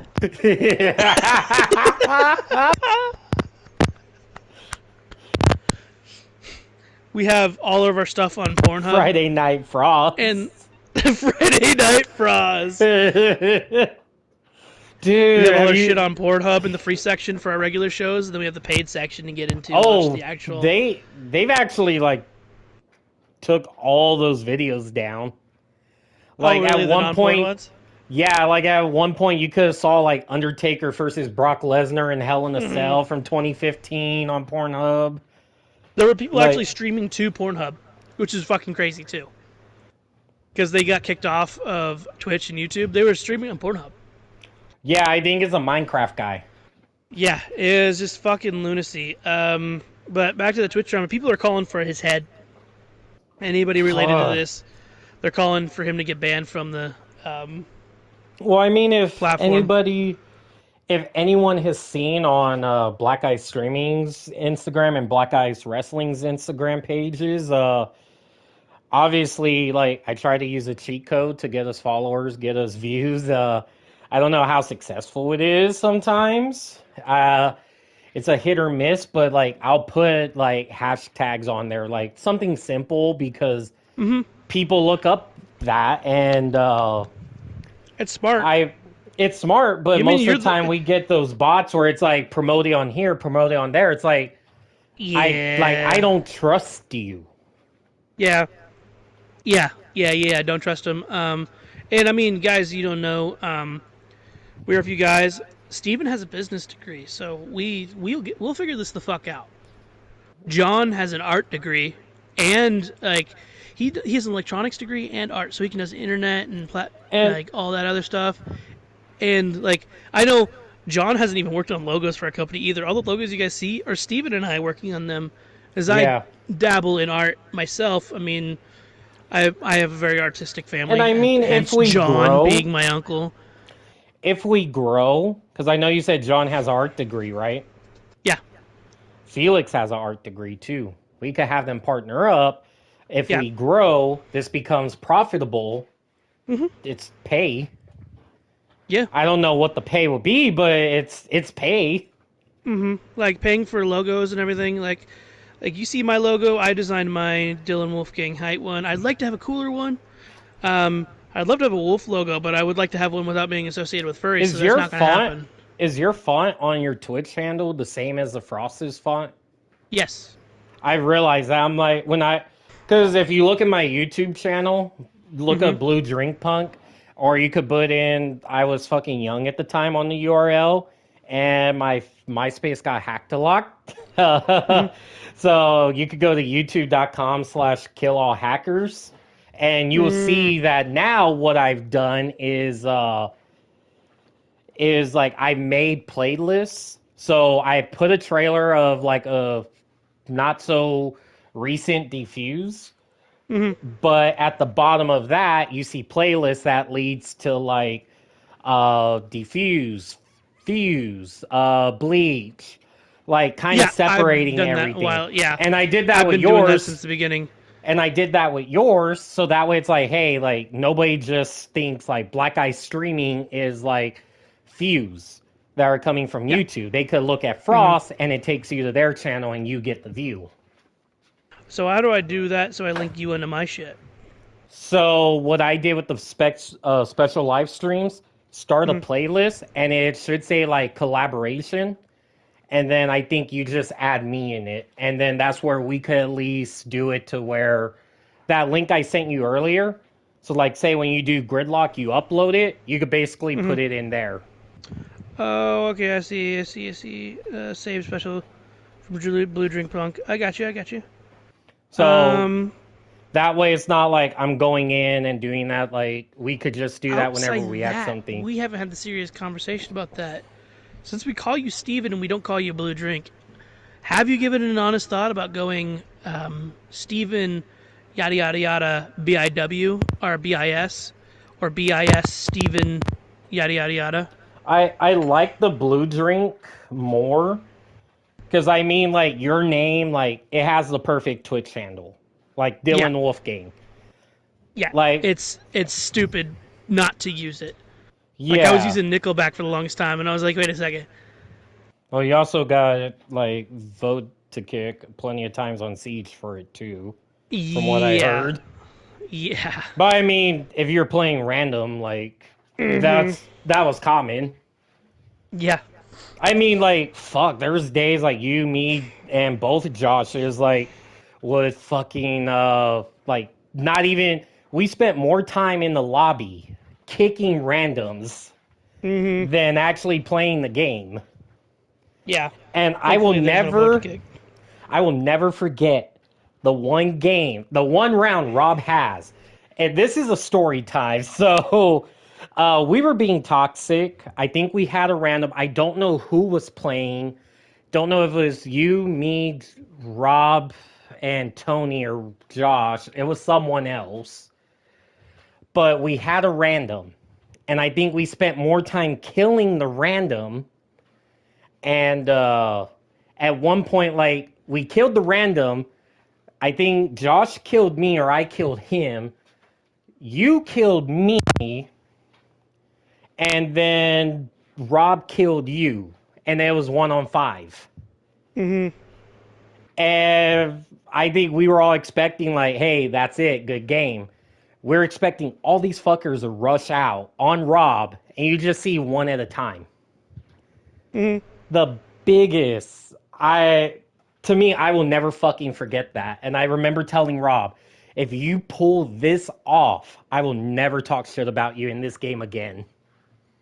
There's actually a video of on my YouTube channel of me getting a Mozzie ace exactly like that, where we were just team killed by our own team so much, and to spite my team who was trying to end the game early, I got an ace.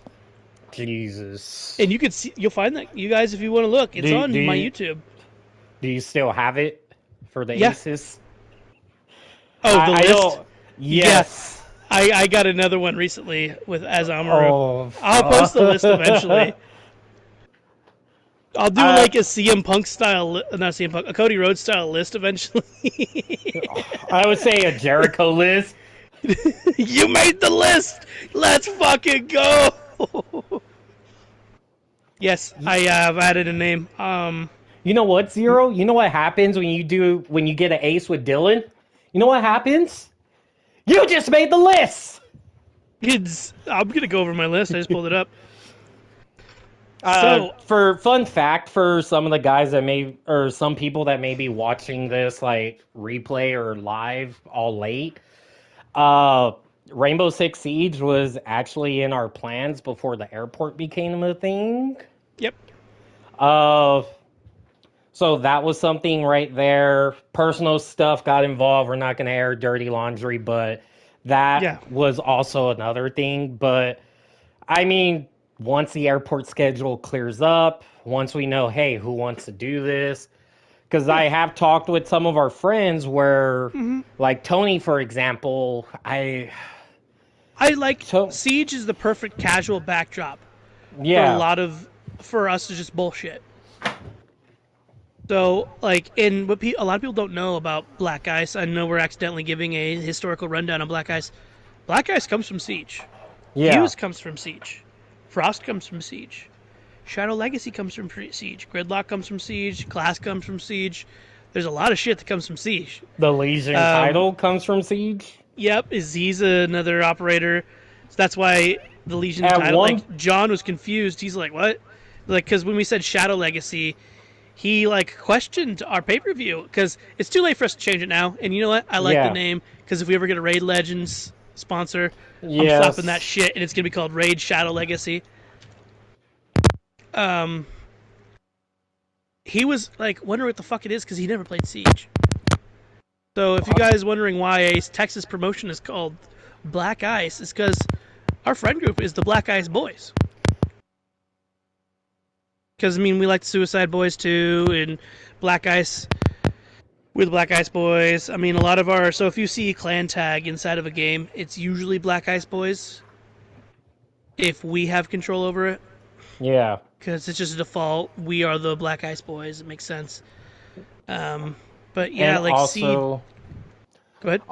oh yeah, also Black Ice Wrestling, like we were aiming for this to start as soon as like release, Yeah.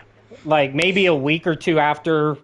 Sadly, family issues or a family death occurred for Dylan, Uh-huh. and that delayed us back. But I think it gave us. I think the delay for you to grieve also gave us enough time, Mm-hmm. because I look back, and this is also my history as well, to where, if you remember, I started the car wash. Yeah.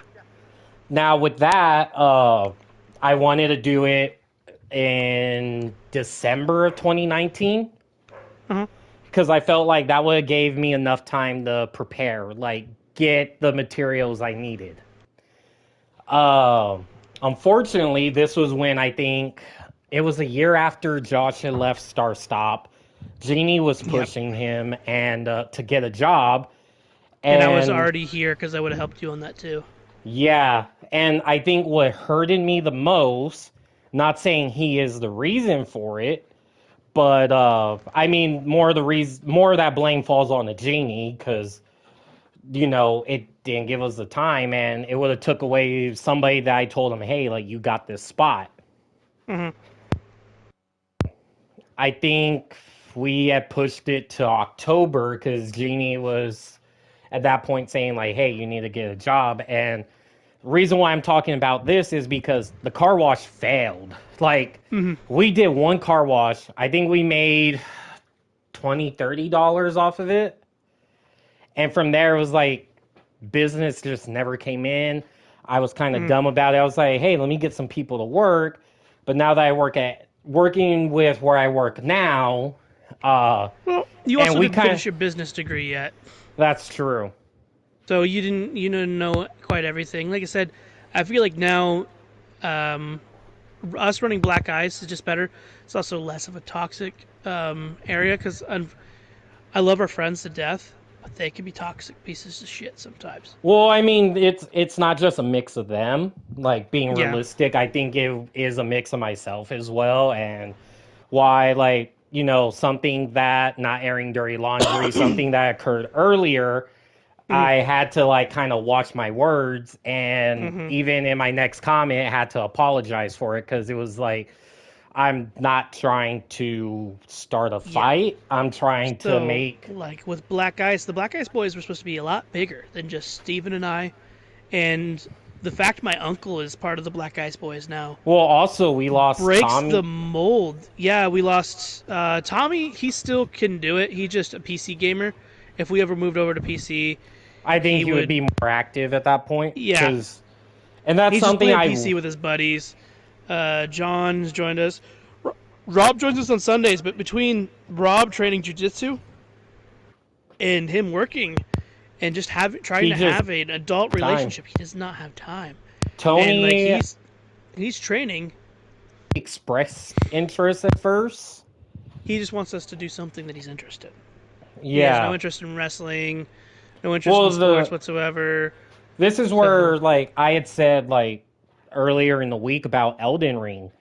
Like, Mm-hmm. I kind of knew, like, we would have got lost in the shuffle. Not saying the game's not successful, but I think us streaming it and being so small, we would have been lost Mm-hmm. in the shuffle compared to, like, people who, like, aren't crazy big, like Pokimane Mm-hmm. and all that. But I think guys who have like hundreds, maybe even like a little shy of 1,000 subscribers and followers, to where like they would get those views like off the bat as soon as they hit live. Uh huh. Like we'll figure it out. We're gonna make it even if I'm I have to not. shove my face through a cheese grater. Yeah, and right now none of this is a failure. I No. think once it becomes a failure is when we just give up. Yeah. And I think I at this point, if that's the case, and it's just this gives us responsibility to try. So like the Well, it also whole. gives us like realistically like a business experience, because if this does grow, like we are going to make money, we are going to have to Mhm. determine how do we split that money. Going to John and Felix, how do we pay them for their work? Because And we will. I wouldn't just want to say, oh, family, good friend, like you get paid nothing. Yeah, no, and we will like depending on how like this ends up. This might have to be running the business parameters. I might not be able to stay in Nebraska. I might have to go back. Steven may not be able to, like that's the dream though, right? Is Yeah, Steven no longer has to work for Enterprise. I no longer have to just chill. We go and just have an office or something and I mean, and don't get me wrong, I love my just job stream. now. I love my job now. I don't hate it. The only thing is, if I could make something successful and call Mm-hmm. it not my own, but say it's like this is my, like what NXT is the Triple H. Like this is my Mm-hmm. baby. This is Yeah. what I created. Mm-hmm. This is what, well, not just I, but you, eventually John, and I felt like we had somebody else. No, it was just us. Shit. Yeah, it was just me and you. We were the only ones really interested in do like everybody else talked about doing Black Ice Boys, but when the wrestling thing is, me and you both were like, well, we always dreamed of having a like running a fantasy thing. And originally we were Yeah. talking about SmackDown and Raw, and just running it that way. And then we're both like, no, let's do our own I promotion. I think you wanted to do your own promotion, Yeah. and I wanted to do Raw down. I was like, we have the game, let's Mm-hmm. do that. And like, well, we could have fun with this and Mm-hmm. do our own stuff. Like, let's separate from the WWE brand name. Mm-hmm. And I mean, we're doing. I mean, we're doing how we're doing. I mean, we're getting quite a few views on YouTube. We're getting a lot of replay views. It's just people are having a hard time catching us live. And I mean, like, And analytics wise, like, I think when I told Linda about the website, she kind of thought of it as like, there's no need for it. But I mean, looking at, we got yeah, I've somebody heard from that too. Canada. We got somebody from Canada Hmm. viewed the website. I looked at analytics during my Iron Fusion. I'm like, how the fuck are we growing in Canada? But I think because I put it as Winnipeg and then the week before Calgary, I believe.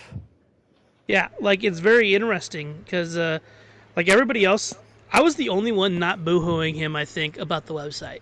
Yeah. I was like, yeah, do it. I mean, Well, I I'm mean, never at gonna the, boohoo Steven anything. I think you want to grow.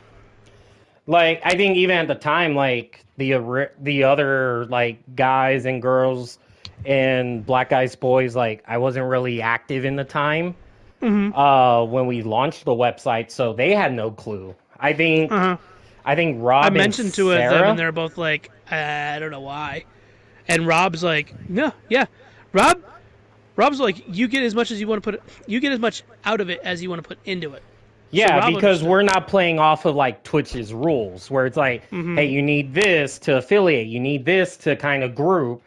We're already Yeah, doing that ourselves. we wanted to build an org, but Twitch wouldn't let us build an org until we were already partnered. And we'll still build an org inside Twitch if we ever get partnered. But this will also still exist outside. This website will be where we sell our merch. It'll be where we sell this. So we don't have to share it with Twitch or any of that. We are going to be like, this will be where we have it. This is where we're going to have, yes, we'll have YouTube links so you can go see our catalogs. Yeah, But like, this is like, and we're always going to upload our VODs to YouTube. and eventually, I've- like the plan is, like we are probably gonna have merch. Yeah. Like, I wouldn't I've say already talked right- about tables. Like, it says tables and the same thing as what? I think once the smoke clears up, once you know, everyone's on the same page, and whenever that is, I think we will grow more. And I think it's more of like, what do the guys want to stream? Yeah. What interests them? Because I think we came off when we were trying to get Josh and Tony involved. Is like, hey, this is just wrestling. Like, do you want to Yeah. join? Yes or no? And that was the thing. So, like, if Steven ever gets his Saturdays back like he wants, Oh, Saturday and that will might be. happen. Yeah, that might just be an open day for us to be like, every Saturday we stream a party game. And we can Yeah. flip flop between me and Steven. Or if we switch games. Like, let's say we start off the day with a little bit of Siege. Just the two of us. Bullet and casual Saturdays and Siege. Sundays, like, we could have the most, if we wanted to, on Saturdays and Sundays, we could have the most fucking content out there. Yeah, we could literally just stream what we're playing throughout the day, and we're just playing games together. And that's what's probably going to end up happening. Like, I was talked to John earlier today because he's thought about streaming on his own. He's said it would be very unannounced. Because, I mean, Linda has told me John would have, like, the perfect voice for narrating his own streams. Well, he's talked about Death he carried Stranding. Fuse. He carried Fuse Yeah. for me this past Tuesday. He wants to do Death Stranding stuff. Like I said, and I was just like, yeah, we'll just host you and promote you. Like that's what we're there for. Like we're here to promote you. Like this is part of your thing too. And like he wants, like he's very health conscious about food and whatnot, and he wants to talk about that. So I was like, I mean, there's stuff he doesn't want to just be limited in the wrestling world. So there's like stuff we could talk about while playing party games that aren't like just casual bullshitting. Like I said, Siege is a good backdrop for us. Monopoly, Uno, just literally just bullshit. Like, I would say my goal is to anybody who joins, and I don't want it to just be like the guys that we know. Like, if we could get like other people outside and get them in, like, Yeah, we get other streamers. That's the goal. I don't want. to us to be limited to like, oh well, you know, you, me, Josh, Tony, Rob. I don't want to limit it to our buddies. Like, I would help our buddies if they're interested and they want to start streaming, but they have I to be do genuinely think- want to stream on their own. But also, I do think this goes down to the language barrier as well, which is what we were kind of worried at first, and I'm not going to go into that. For the sake of everything, I do think there are some of us that streaming isn't meant for just because one little slip and the VOD's gone, like earlier today where it was literally a nip slip. I love to hear that. And Yeah. I deleted the VOD. I'm like, I don't know if I want to stream it again. But I kind of thought about it, and like, when you say YouTube won't do it automatically, I was like, well, fuck, I'm at no other spot, because if it doesn't do it in the right time and somebody clicks on this, they're going to fucking report it. Yep.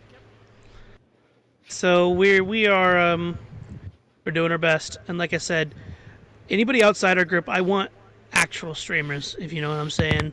Like, if we're gonna absorb people into Black Ice, they gotta be streamers. I am okay with helping our friends start streaming, but they gotta be interested in streaming on their own too, because I just want like to have a streamer friend or one of our friends show up, and they've only like they decide to stop streaming after 3 months, and then we have to be like, well, what happened to that guy you guys were promoting for 3 whole months and then stop promoting?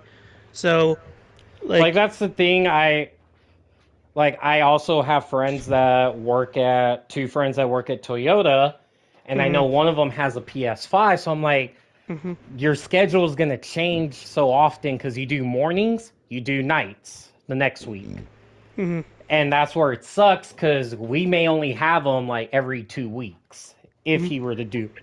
But I am very interested in working with the Texas streamers. They're the ones I watch the most, like the ones at Austin. I didn't watch Miskiff very much, but most of OTK I watch. Susu, I believe she's in the Dallas area. I don't necessarily know, but I have a thing for goth girls. Yeah. And So one of the there's other that, reasons, and then Amaranth is in. I don't watch Amaranth very much, but she's in Houston. I would be open to do shit with Amaranth, even if it's just to get her to like watch. I think that would be it would expensive. Actually, she does shit for free for other Twitch streamers, but she's not an expensive person. If we could get her for Black Ice Wrestling, like, That would be because hilarious just to we have her like show up have and a wrestle as celebrity herself in a match. Royal Rumble. Yeah. uh God, where we do the segments like, hey, I spoke with so and Mm-hmm. so. You just see Amarath come on like the stream. But I also like the LA streamers too. My other problem though is I don't want to ever live in LA. I wouldn't I think either. I think the closest Steven and I have talked about ever getting to LA is Las Vegas. I think the closest I would want to live is Colorado. I would visit Vegas, but I probably wouldn't want to live in Vegas. I got family in Vegas though, so Yeah, my Hispanic side lives in Vegas, so. but also, I mean, there's And I'm honestly a not lot. Hispanic, but I have Hispanic family.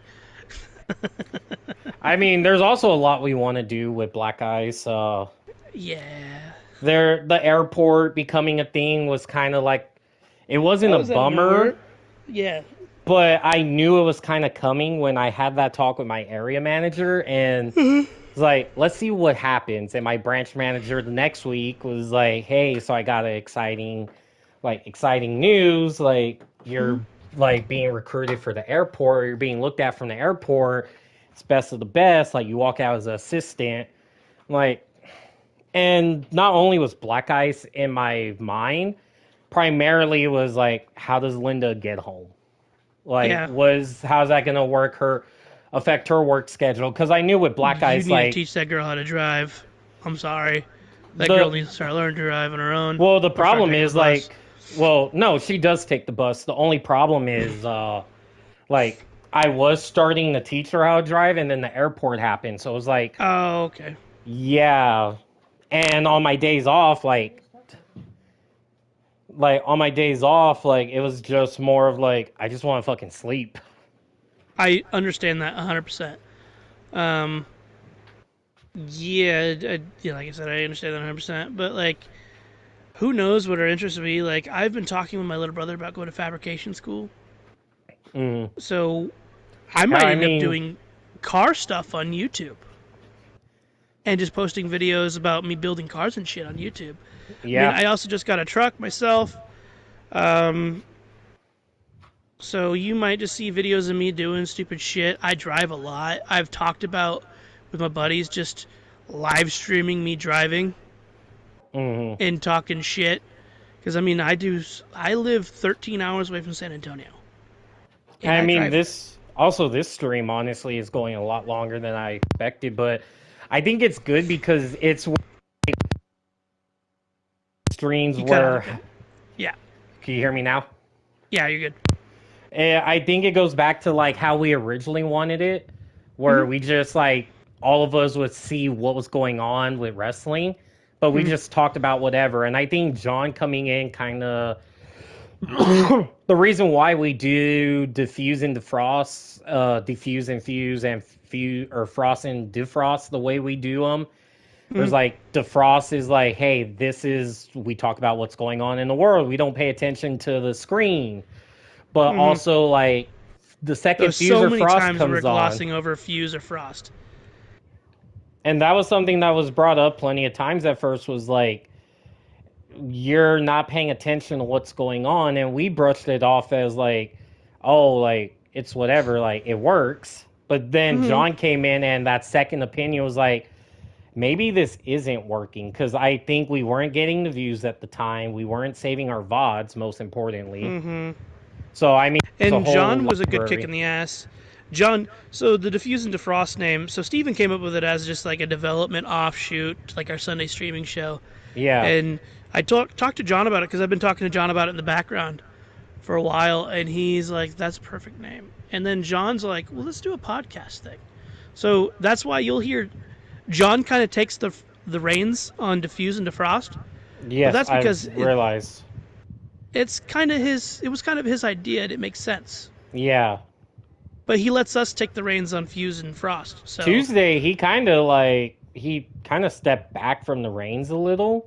Because I think he knew already, like, hey, like, I'm going to talk about what I wanted to talk about. Like, I know you did not want to hear CM Punk's name, but the thing is, like, it wasn't a fandom thing. It's just that you make the company look bad, like you are going to bring Yeah. some severe consequences to the company Hmm. that's going to cost them financially. And I mean, everybody who's known me for so long as a wrestling fan knows like CM Punk is my favorite of the modern era, or of what was 2012 Hmm. and such. But I think even at that, there comes a time where I'll defend him for the comments with Colt Cabana. Um, not defend him as to what he said exactly, but the way where he's like, people are like spreading this shit. Like, I'll defend him on that. But I think everything else, like, you can't. And I've seen people say, like, well, you, like, people cheered when he did it with WWE, with AEW. Like, it's different. The thing is, WWE nearly killed the man. Yeah. That's the big difference. AEW, like, brought him back. They paid him whatever that asking price could have been.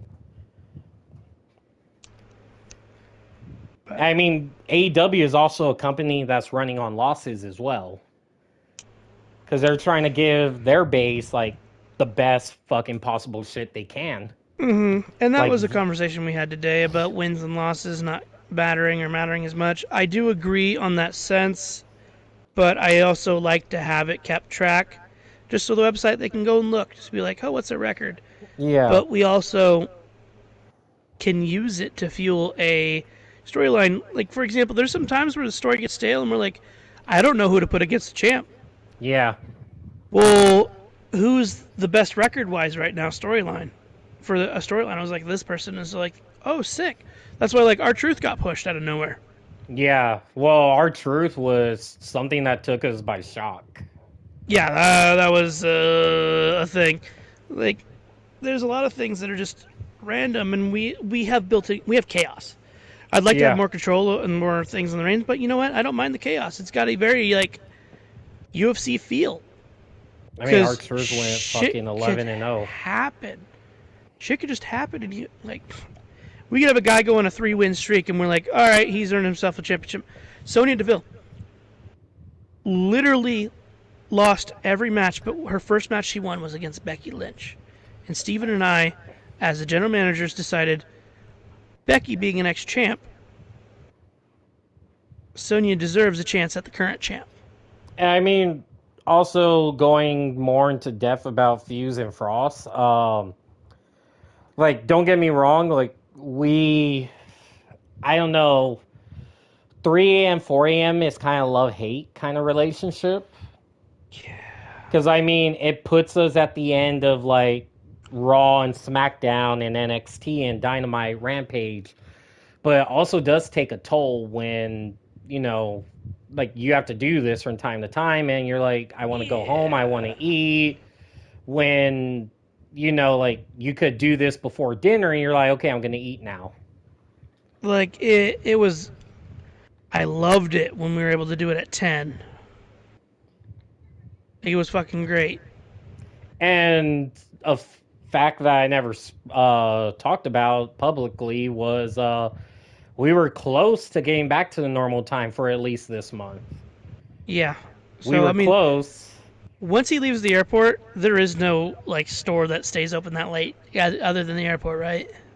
Yeah, I mean, some branches, depending on how the manager runs, like, But you could stay until like 7 or 8, but like, as the assistant, my goal is like, we're getting the fuck out at like 6. the goal is with our shows is to be able to start them like at least start diffuse and defrost post haste after the show. Mm. So I don't know if you decided if you're going to stay on, if you're going to go Mondays when you get a chance, or if you're going to stay on Tuesdays because we've had that conversation too. And I think because if he goes on Tuesdays- Tuesday, he'll be at right after NXT. I think These days- Tuesdays will be the perfect time. Yeah, because you got to talk about Raw and NXT. Yeah, and Raw, I feel like a lot of people would be more tuned into that. Yeah, Especially so, with Monday Night Football. Yeah. So Steven will be streaming almost instantly after NXT. And I will be streaming almost instantly right after Rampage.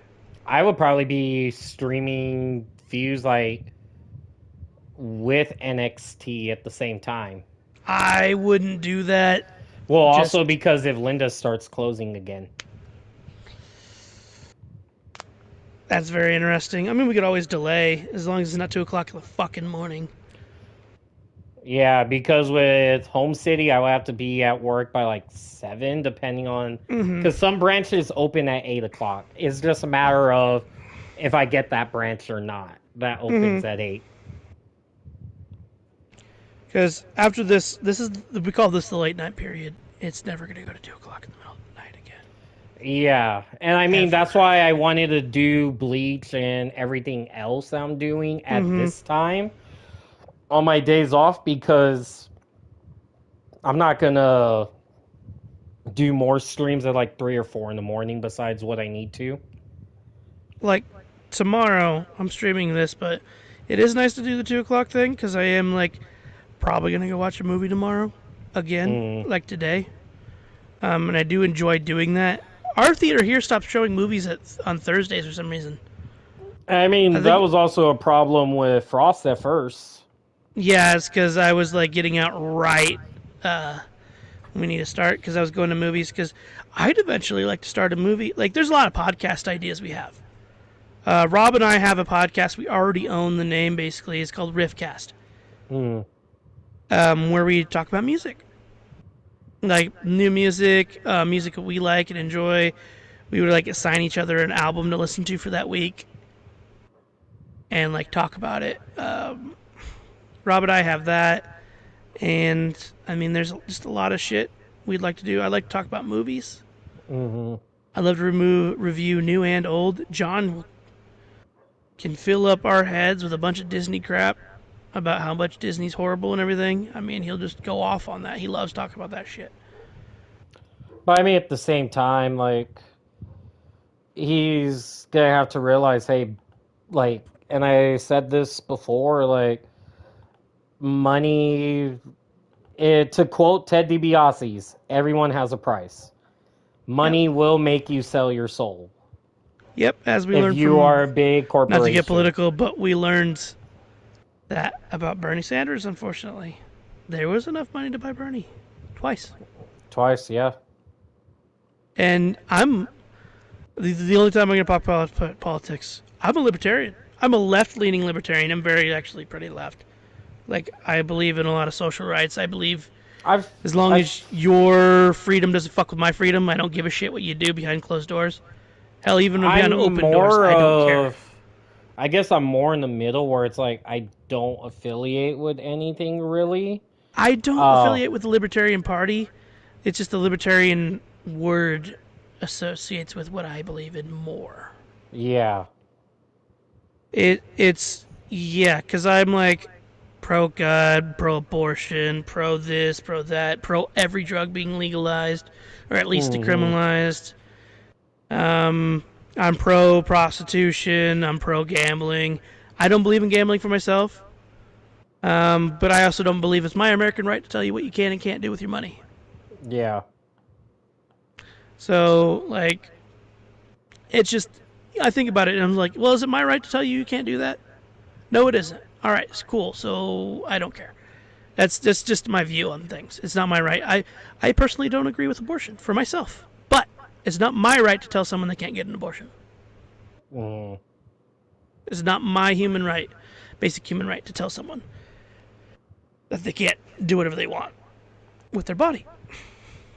But outside that, like, I'm not gonna get we try not to get political on purpose, because of if we go off the deep end, John will go off the deep end, and we cannot get him back. We can't pull the reins on it when politics. I feel like sometimes he has. I feel like sometimes he has came close.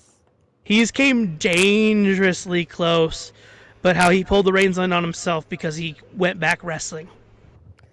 Yeah, and I think it was on a recent Defrost too.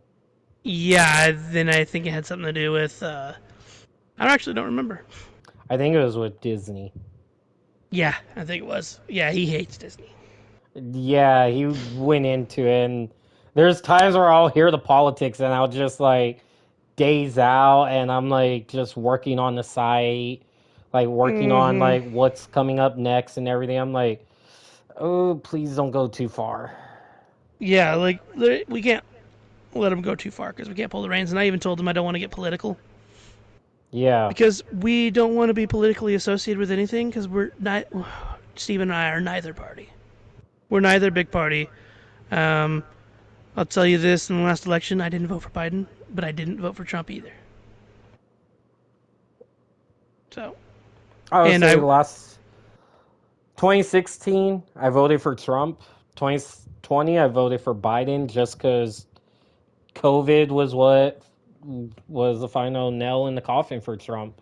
yeah, I think a I lot of mean, he fired people a whole group. Yeah, fired a whole group, downplayed, and we even found out Melania Trump was even saying, like, you need to take this serious.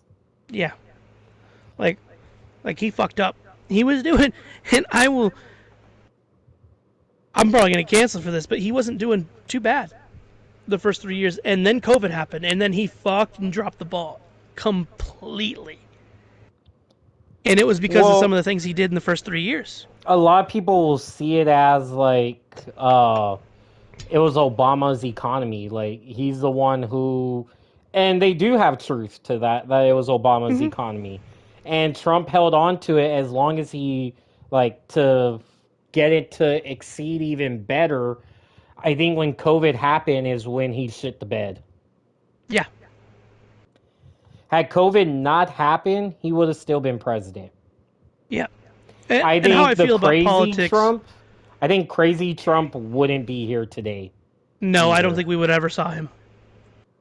I don't think we would have saw like January 6th never would have happened. No. It never would have happened. Um, if COVID didn't happen, he would have got reelected, and we would have had a Democrat this next 4 years because we would flip flop. Now we're most likely gonna have a Republican next time. But I I also think don't. as I think as time goes on, I think Biden might win re-election.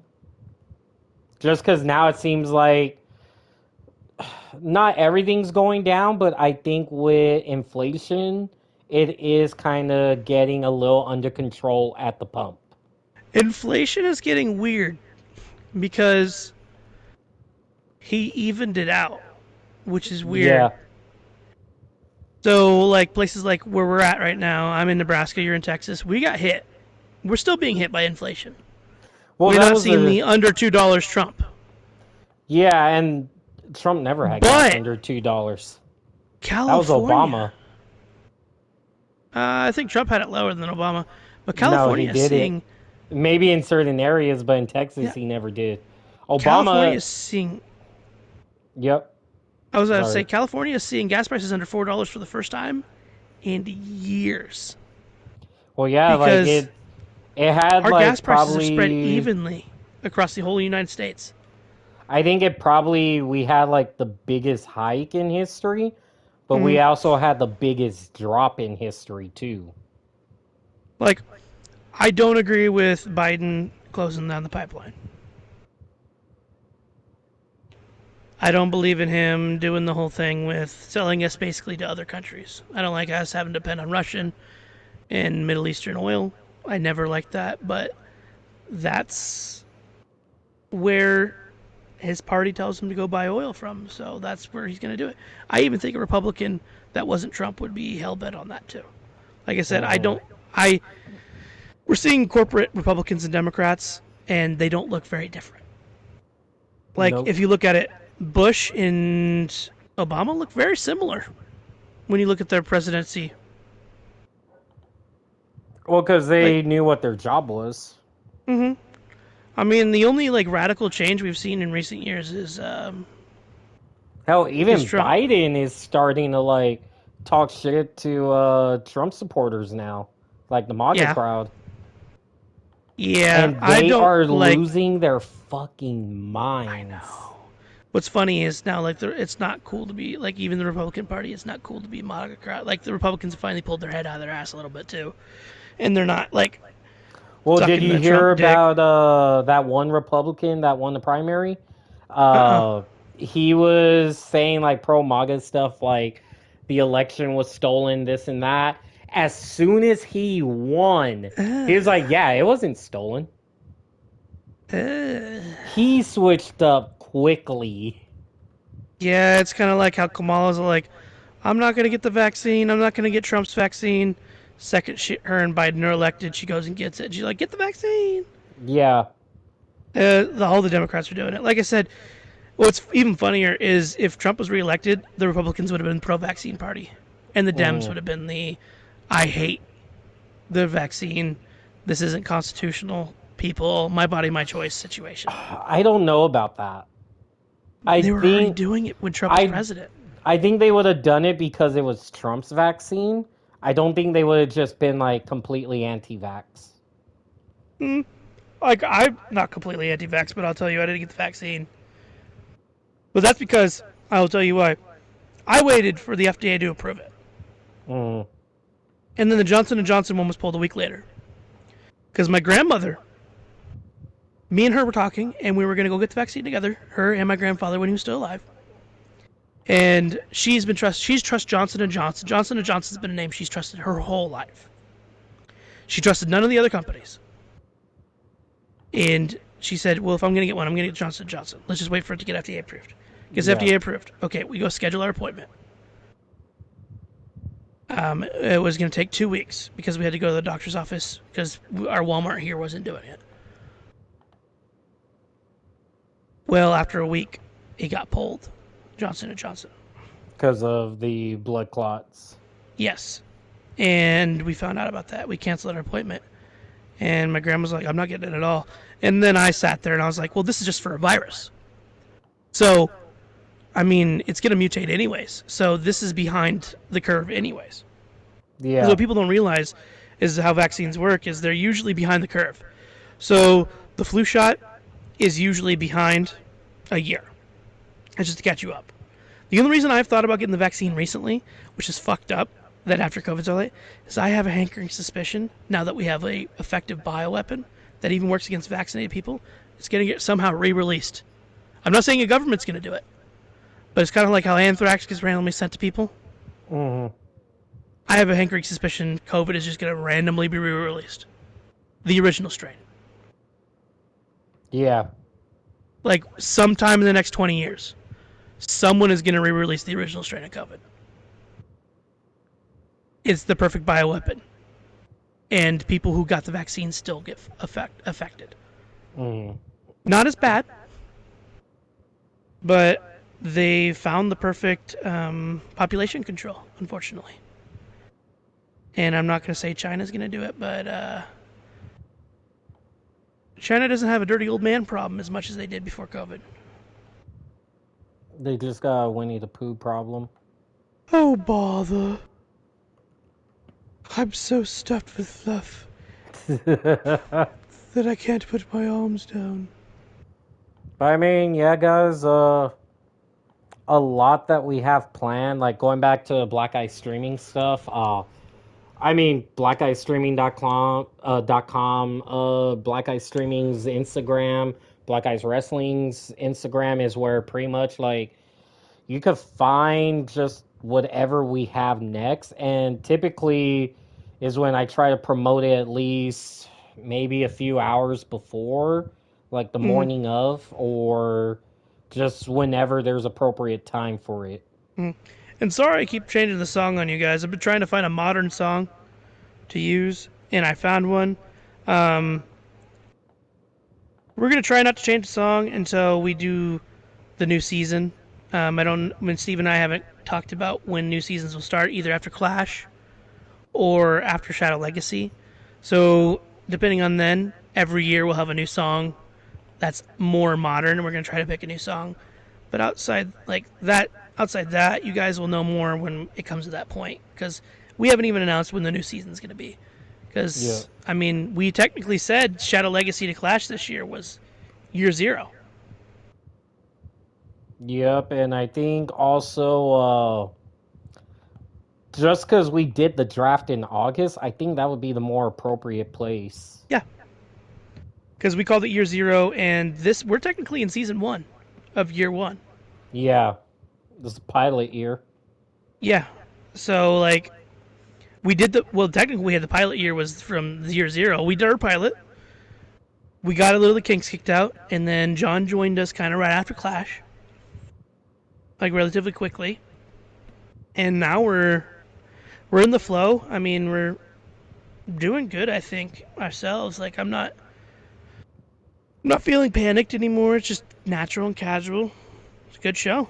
Because I know at first, like with how, especially how close we were to Shadow Legacy, when we started, it was kind of like, well, what are we gonna do with like the Shaq Gaspard match, the All Star Heavyweight title? Good thing was, I mean, I had a little panic at first with CM Punk because he had lost like right off the bat to Miro, and it was like, fuck, and like it didn't help at the same time where you were there like, hey, put Miro instead. Like, I already have the main event planned. I won't have anything for CM Punk at this time. Which is fitting based off of what happened with CM Punk this year. Yeah.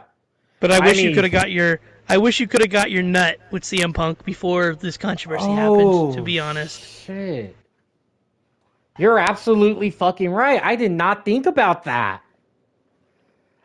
Jesus. I did CM Punk being a prick before CM Punk did it himself. It's kind of how we predicted the Dominic Mysterio bullshit. Yeah. And your speech was so close. It was. I was waiting. I watched Raw religiously for that segment. I'm like, what is he gonna fucking say? I'm enjoying this. This is the first time in my life I've actively started watching wrestling. Like, again. Like, I hadn't been watching wrestling over the last few... I've been watching YouTube highlights. Because I think John was, like you said, more behind the scenes, and he kind of told you, like, going forward, like, you need to pay attention to what's going on with AEW, WWE, like, you're going to need to pay more attention to AEW.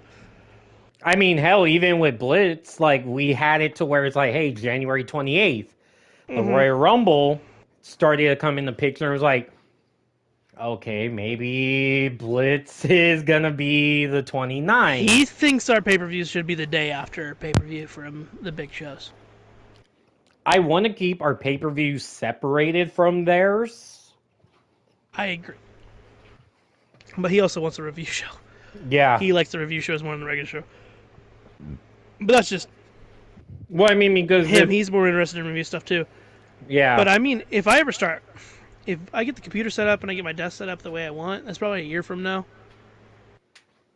I plan on doing live, like, watching SmackDown and Raw live. Like, not them being on my screen, but a watch along so you guys can watch that and then watch me react to these things and watch me watch these things. And then if it's a fuse night, I'll end up rating Steven. And what's funny is Linda said, like, should it be our dirt sheets? I'm like, oh, fucking shit. But that was something she joked about. But I'm also thinking, like, with PC, because I still love the idea of having some kind of pre-recorded stuff. Yeah. To where, like, was Punching Power on Twitch, or was it just, like, uploaded to YouTube? I uploaded it to YouTube. So that was like our first pre-recorded thing. Technically. Because I saw it on YouTube. When I was looking, I'm like, did he upload this or that? And I see Punching Power. I'm like, wait, what the fuck? I'm like, when was this? Yeah. And I know you're like trying to get me to be like, what the fuck am I watching? But I saw that. I'm like... I did it intentionally. But my thought was like, when the fuck was this? I'm over here at the air punching. Miss this?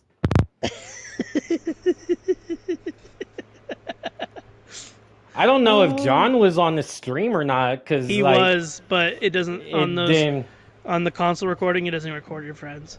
So that would probably be where we would need to go into the console and probably, or not into the console, but we probably need to like put our own voices over it, and that'll probably be a Hmm. little bit of editing time.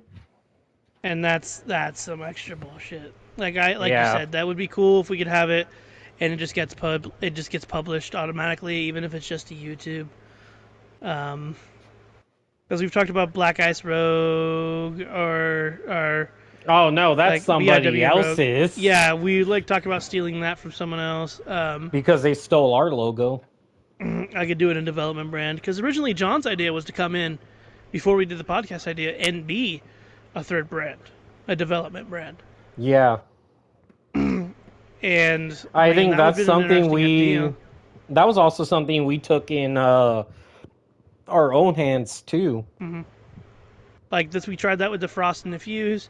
I think this week we decided, But like we were also casually with talking, it's too much wrestling. yeah, and then also with development off screen where it's Hmm. like I'm just gonna simulate what we get is what we Hmm. get. And like in that wasn't fun either. And that was taking up some of Steven's time, which was weird. And he'd have to keep track of those stats too. Yeah. So, and then having to backtrack, he would have to basically go in. Like it's not as easy. Like his backtrack with the live stream, he can just watch a video over if we missed a stat. Like when we missed Johnny Gargano getting thrown out. Yeah, and I know I was like somebody just got thrown out. Um, but I mean, doing a pre-recorded thing and then just publishing it to YouTube directly instead of Twitch streaming it, that'd be cool too. I'm not against that. Um, I and mean, we could even call it Black Ice Red or something stupid like that, or Black Ice, or BIW Thermite, Thursday Thermite, yeah. because that was another catchy name I was floating around. But the problem with Thermite is it seems like it has a similar color scheme to Fuse. Yeah. So 'Cause I mean, I originally mean, Frost was just like the colorless brand. yes, and it might go back. I would say I it's don't fine know. where it's at. I kind of like the blue, yeah.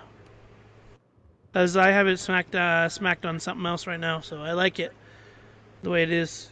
And with the San Antonio Direct Arena, if we ever travel, we'll use the regular default. So like, it's sick. I like it. So I do think this is gonna be successful. yeah. Like I said, it will only become a failure if we give up.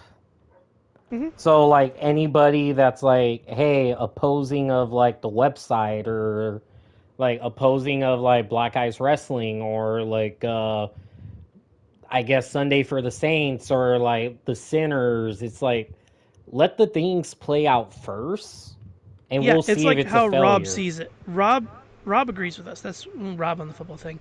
He likes he doesn't want to watch the wrestling content. He's not interested in it. He likes Yeah. the consistency. He likes that we have a weekly episodic show that keeps us Hmm. consistent. John has even said that. It is something that keeps us consistent every week. There is something content wise coming from us every week, at least twice a At week. the same time Yes. or At least around. twice a week. There's something coming from us. And that adds consistency. And now we're starting to sprinkle some more stuff in because we got comfortable with that. Because I mean, Steven's got remember, the like, bleach thing that's temporary, right? How yeah, much longer do you get the bleach thing going? 2 weeks to go, and then that's it. I was thinking of doing a reaction to the episodes, Hmm. but I was like, well, I can't stream the episodes because that's a copyright from Yeah. Wiz and whoever owns the streaming rights. And if it's Hmm. Disney, that's just a fucking big copyright strike right there. So what you do? But You do three more so, streams. You do hmm? another stream of the thing talking about the show and say spoiler warning, bleach. Yeah. And you just do one more stream. It's just you bullshitting about how you felt about this season. Well, All because that. And also then I was thinking of like that last stream is like, mm, hey, if I could get like some of like the Black Ice guys in, like you or Rob or John in, and like we talk about whatever anime manga at that point, along with this, because we have Cyberpunk now. yeah. And I will freely talk about that. I think that Um, would give that week 10 episode mhm. the longest stream it can have. Yeah, you want to basically have an anime stream on your way out, and like I'm gonna have Cyberpunk probably finished tonight. Um, there's like I said, there's a few things I've been meaning to watch. Ghost in the Shell. I was not raised in anime, so I don't know anime, Oh, but I I have fucking grew 5. up on a lot. I do love the vein of cyberpunk-esque style things like Blade Runner and everything in the style of anime. Yeah. So that has gotten me a little bit. I don't like I said, I don't like. I've tried watching One Piece, don't like it. Dragon Ball, it's goofy and funny. Still kind of on it. I will watch it if it's on. Naruto, too weeb for me, unfortunately. I am basically a normie when it comes to anime, but cyberpunk stuff. I'm not even talking about Mhm. cyberpunk the IP. I'm talking about the genre of cyberpunk, like Ghost in the Shell. Ghost in the Shell, I've seen a little bit of it. It interests the shit out of me. Alter Carbon, I think had an anime thing come on. It that interests me too. Like I like the sci-fi future cyberpunk style. If Blade Runner got an anime, I'd probably watch it. Cowboy Bebop, had that suggested to me if I like cyberpunk stuff, so I still got to go watch that. It honestly, Cowboy Bebop, I don't know if I would say suggested for like an alternative to Cyberpunk, but I would say it is a really good classic. Yeah, I mean there. Oh, sorry. There's still anime exceptions. Fuck. Spirited Away, great movie. Yeah. I mean, that's always going to be a classic. Yeah, always a great fucking classic. The local movie theater here plays anime movies occasionally. Like they had the new Dragon Ball movie. Oh, yeah, superhero. So if they get like the Walking Howling House or something, I might go see that Mhm. because it's the Spirit Away animators. And if it's got voice actors I like from video games or whatnot, I'll try to watch that too. Like Castlevania, that anime was sick. And I was told if I like Castlevania, I like Hellsing because it's the same animators. Yeah. And I was like, okay, so I still have to go watch Give Hellsing. So for people who don't know me, my favorite two genres are Gothic horror and cyberpunk. Cyberpunk's relatively new, but Gothic horror has always been my thing. I love Dracula, love werewolves. Unfortunately, probably because my name's Wolfgang. Ed Frankenstein. I love all those stories. Vampires, all of it. Underworld. I fucking love Underworld series, the franchise. The Crow. I grew up on The Crow. Like you said, I'm a basic goth bitch, without being goth. Mhm. I always wish I could be goth. I always wanted to dress punk and shit, but I could never afford it. Coming from an impoverished family. But I like me some goth bitches. And I think Raven from Teen Titans did that one to me. Rhea Ripley's doing the Dominic Mysterio right now. Yeah, I mean, she pulls me to a little. Paige did. AJ Lee was too. I thought she was cute, but she's very emo. Yeah. Emo more than goth. AJ I was mean, just her own I didn't separate hate. thing. Yeah, I didn't hate goth girls though either, or emo girls either. Like I said, I dated. There's not really goth girls when I was in high school. They're all emo, so I dated more emo girls than anything. Emo and a little white trashy because I happen to be in that same vein. Unfortunately, I'm not redneck, but I wouldn't say I'm not hillbilly a little bit, but It's not much work, but it's honest work. yeah. I mean, that's what happens when you're raised in Nebraska, but I've also jumped all the way around places. Nebraska, Texas, California, Las Vegas. I've lived a lot of different places. But I think right now, where are we sitting at? This is one of our 2 hours Two and a 30. half. I think this is going to be one of our longest streams. Clash of Warfare was the longest. Dude, what a fucking night my that Halloween was. homecoming is gonna be long. How many matches? 8. Oh, it's not gonna be that long. It's gonna be the same as Fuse. 2 ladder matches. Oh, how many people? 8 and 1, and I think another 8, and I think they're both 8. Let me look. So, first one we have. I say we may need to do Halloween Homecoming a little early, We might. like 1:30. So, the first match of that night is Alexa versus Athena versus Becky. Well, Becky can't be in it anymore. She got injured. Um, versus Kyrie versus Dakota versus Shotzi Oh, versus Zelina. That's a thing. And I think Zelina has to be removed too because of she's on leave also. She's not on leave, but she's inactive technically. I would And say the inactive is when they're not somewhere. Like she's still with WWE. yeah. I would still use her.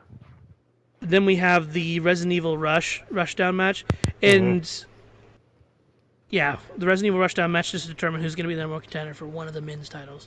And then we got Sting versus the House of Black, Sting and Darby versus the House of Black, Finn versus the winner of Claudio and Bryan this week, Sonya versus Ronda, Bianca versus Bayley, Cross versus Breaker, and crowning the first Cruiserweight champion. Mm. And those are all matches that are untimed. So that's going to be very interesting. But they'll all be straight up matches. I think the only extreme matches in there are the ladder matches. Yeah. But I mean, from our history of ladder matches, like we've had some that gone 20 and one that's gone like 12. Yeah.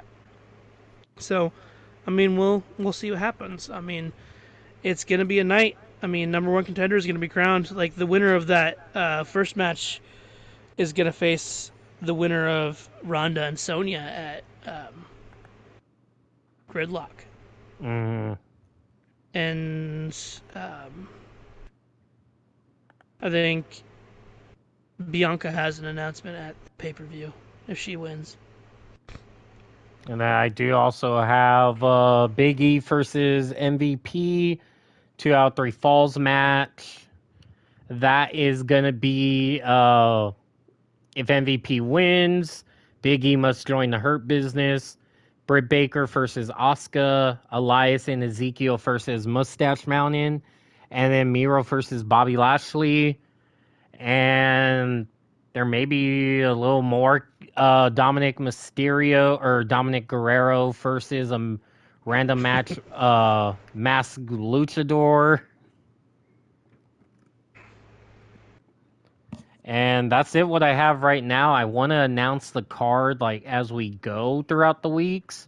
I would say for Halloween Homecoming, I wouldn't expect matches on Defuse. I don't know about the Frost, but I'm not doing a single match on Diffuse and Frost. all right. So I would probably say Halloween Homecoming for Fuse may start at 1:30 then. Yeah. I'm not against that. Depending on the news that's going on that week, Fuse and Defrost might be cut short. We might, if we need a little extra time, we'll announce before that it's starting early. Yeah. Because sometimes we need a little extra time. We don't want to go too crazy far in because someone still has to work and staying up till 5 o'clock in the morning. I mean, even for y'all, like, it still sucks. Yeah, and then having a grandmother that wants me to do things in the day. People don't know I'm employed by my grandmother. I am her whipping boy.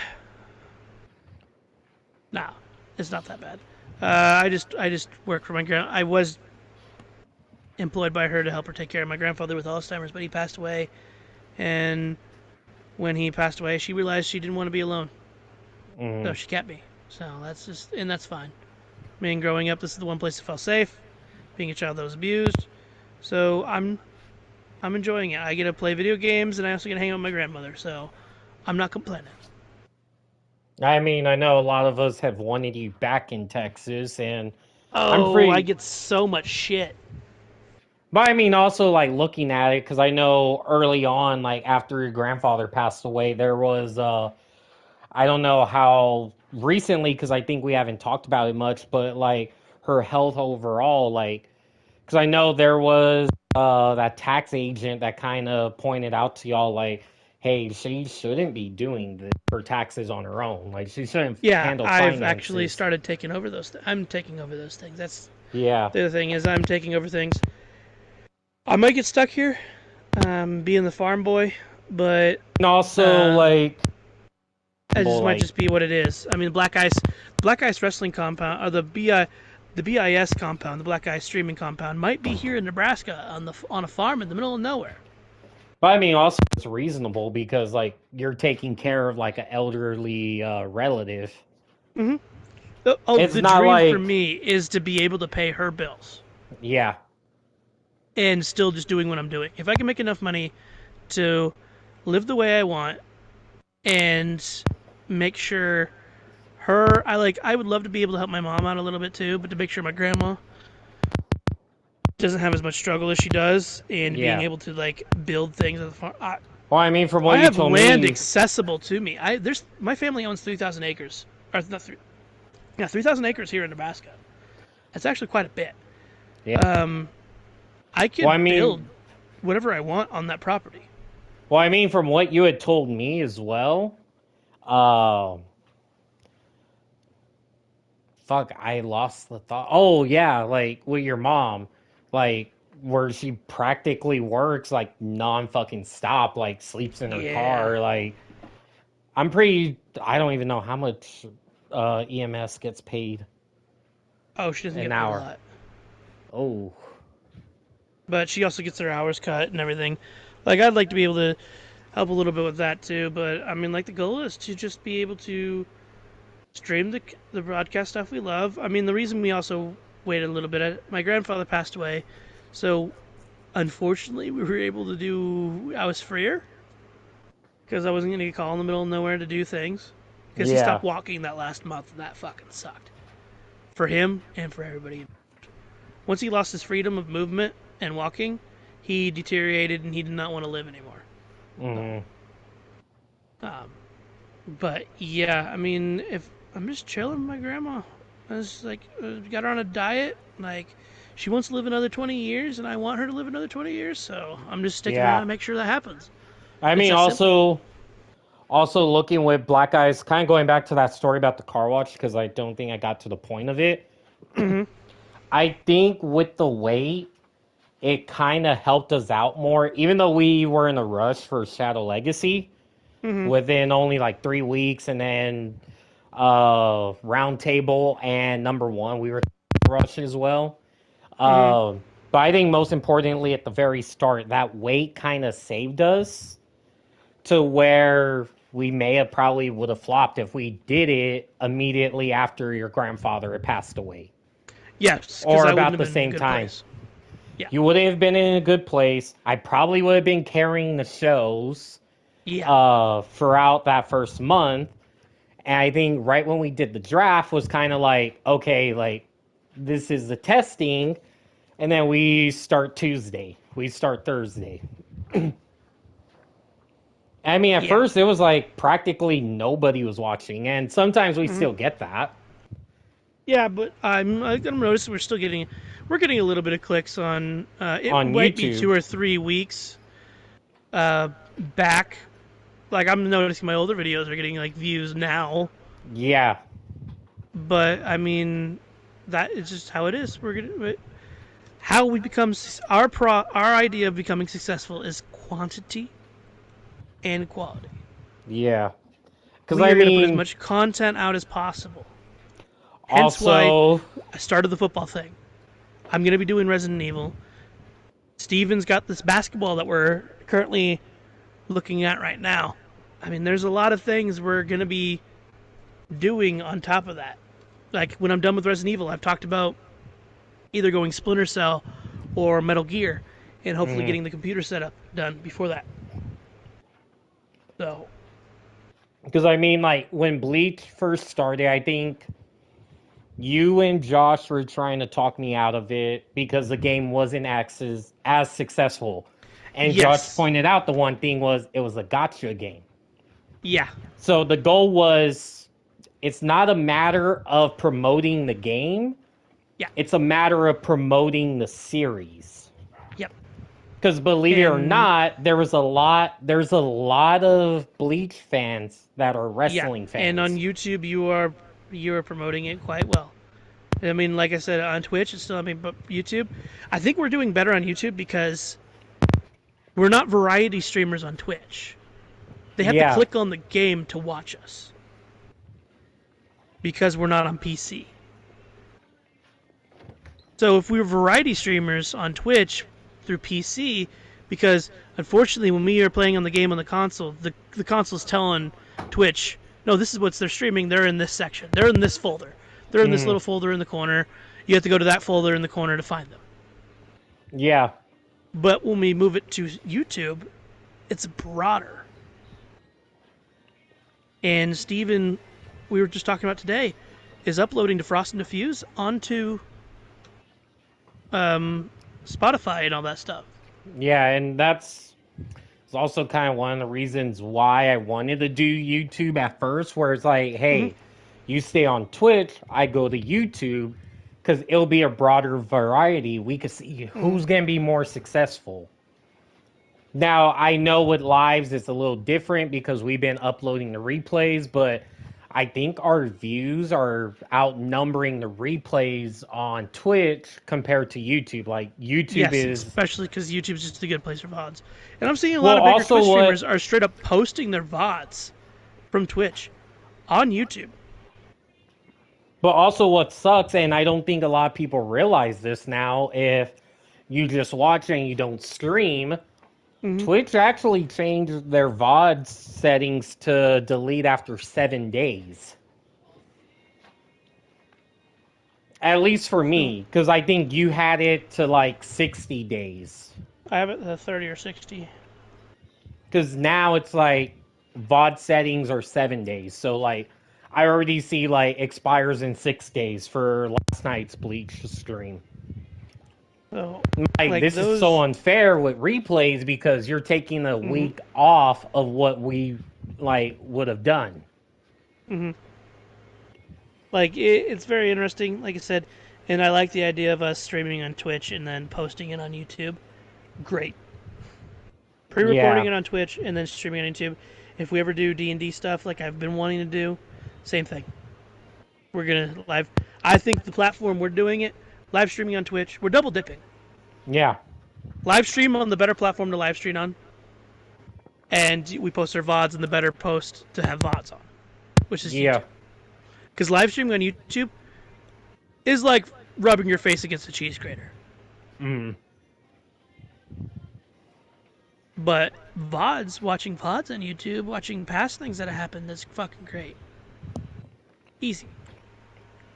Now, I do feel like to Frost and Diffuse, we could probably get away with not having them on YouTube. Yeah. Especially if we're not doing the Or if we move it to wrestling Spotify. stuff. Yeah, if we do move them to Spotify, I mean, it's cool. I also do like the idea of having them on YouTube, though. I don't hate that idea. Is just having the video platform on YouTube and whatever's in the background's in the background. What I'm planning on doing tonight is falling asleep to the Fuse replays I have on the playlist. Because I want to see, like, as I go to sleep, where are some areas I could, like, improve on. You do need to get yourself a Yeti mic Yeah. and some headphones that plug directly into your console. As I think John and I have been running that. John needs a boom arm himself. I'm debating about getting a desk set up soon-ish. I don't know. I honestly don't know what I'm doing. I mean, with the hours stuff, like, hell, the first week, I think I kind of laid back on it a little. Because I kind of realized, hey, like, I kind of ran out of ideas for the goofy stuff, like the strip club segments. To where I needed to focus, like, hey, I have this heel turn with Dominic Mysterio becoming Dominic Guerrero. I need to give this character more time. And then also seeing as, like, hey, I can't just focus on Dom. I have MVP and the New Day now. But getting the podcast set up is probably our best situation. Like, you need to get a podcast room. You need to get, like, an office set up in your extra bedroom. Oh yeah, I do have the perfect room for it. I just need to clear it out. with PC. And I mean, I'm not against coming down to visit you to help you with that either.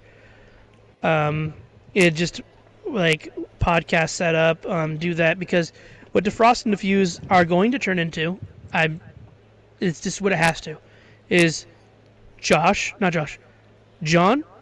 Steven, and I on camera. If John wants to be on camera, he doesn't have to be. He can just have a profile picture. Yeah. But the three of us behind our cameras and our setups, just shooting the shit, just talking about wrestling. And if we figure that out and we get that done on PC, we can still do the wrestling stuff on the PS5, the game stuff, because it just makes sense. It's gonna be stuck in that corner. It's our podcast that is hurting because it gets shoved in a corner with the rest of our wrestling stuff. Yeah, and The wrestling stuff isn't hurting for that. It's the podcast that's hurting for that. even That's with why the podcast like is on more YouTube. effective on YouTube. Yeah. Well, on YouTube, the podcast, like at least on my channel, the podcast is not doing so well. My But the podcasts are actual doing a little wrestling- bit better.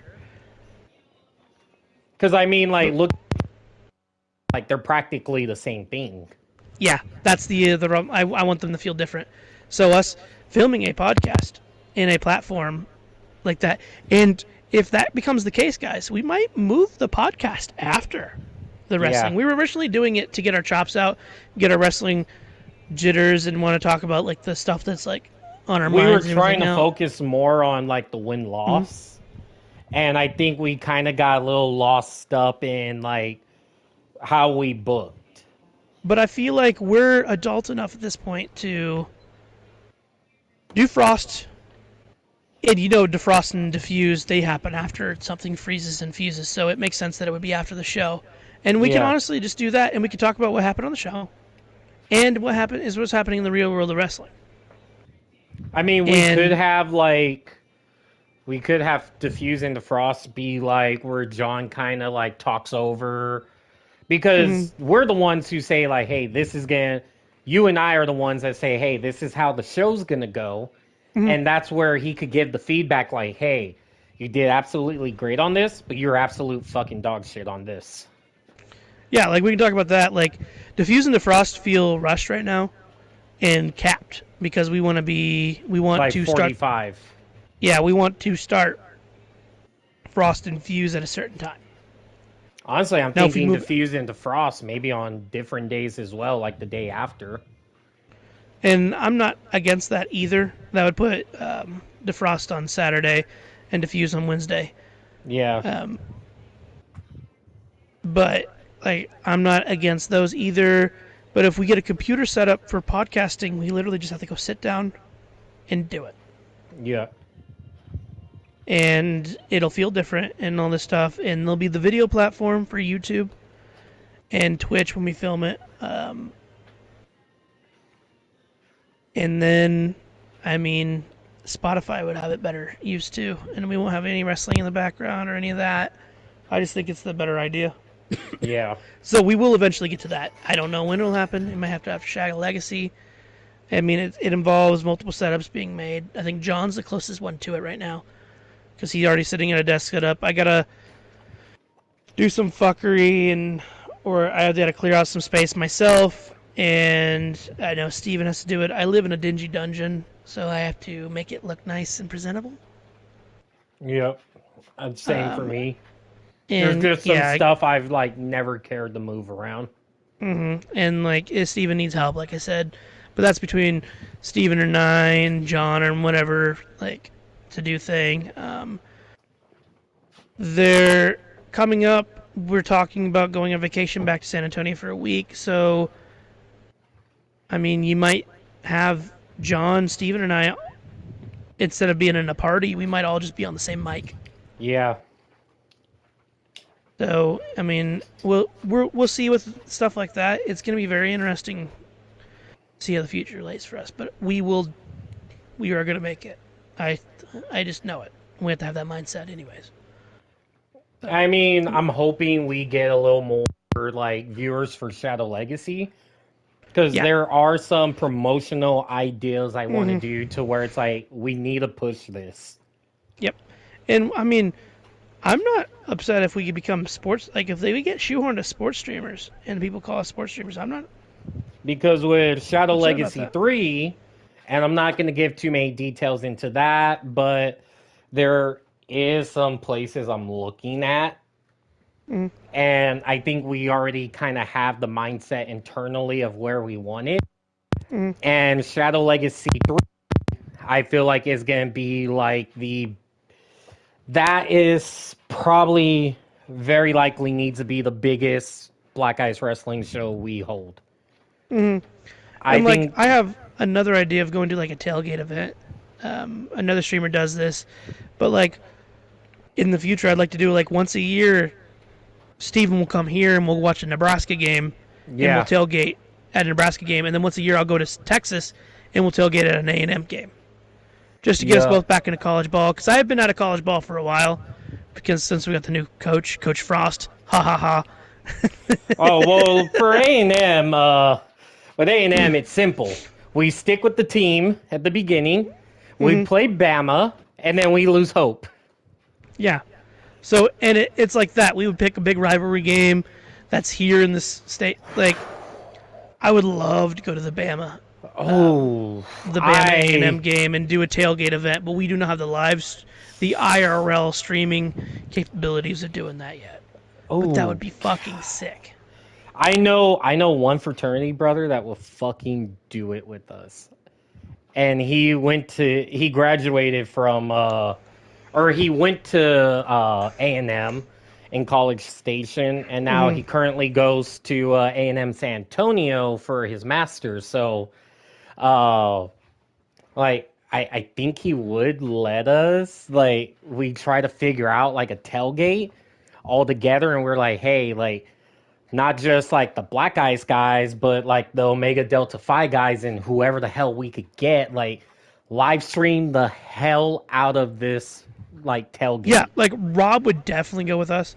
I'm not against if we could somehow commentate shit for Rob or do, because we can't stream these games. We don't have the broadcasting rights. Yeah. That's just how it is. But Well, we can get kicked out. we can tailgate. We can throw a little party before the game and then go into the game and watch the game. Oh my god, we have a fucking match for Rob at the tailgate. Not at the tailgate, but I can see us eventually hosting a Black Ice BJJ tournament Yeah. for Rob. Like I don't know. Like if we ever made enough money, I could see us hosting a local Black Brazilian Jiu-Jitsu tournament. Yeah. I don't see us ever doing professional wrestling, to be honest. I would love to, if we could somehow do a Texas promotion. But I do see it feasible of us having like a MMA style promotion. I know. I know. Sorry, you cut out. You cut out. Hello? Now, I can hear you now. I'm kind of thinking about that tailgate of fuck that stream. I think that would get us a lot. Yeah, that's a once a year thing too. Well, twice, because you would come here for a Lincoln game, Yeah. and I would go there for an A&M game, College Station game. And Steven and I would go stay in a hotel, probably with Rob. I mean, Yeah. we would, and this is talks too. Like, if we make It enough could money, be a vlog as well. yeah, like if we need enough money from this, Steven and I would go to WrestleMania every year. Well, also not only that, but like even the locations we may hold like Shadow Legacy at least. I know this was something we talked about. Like, I think you originally said like every location of the Big Four, and I kind of had to stop you on that and say like, hey, that's going to be a lot of traveling every like 3 or 4 months. But he is right about Shadow Legacy. Like, if we hold that Shadow Legacy in LA, we just vlog Steve and I going to Disneyland. Yeah.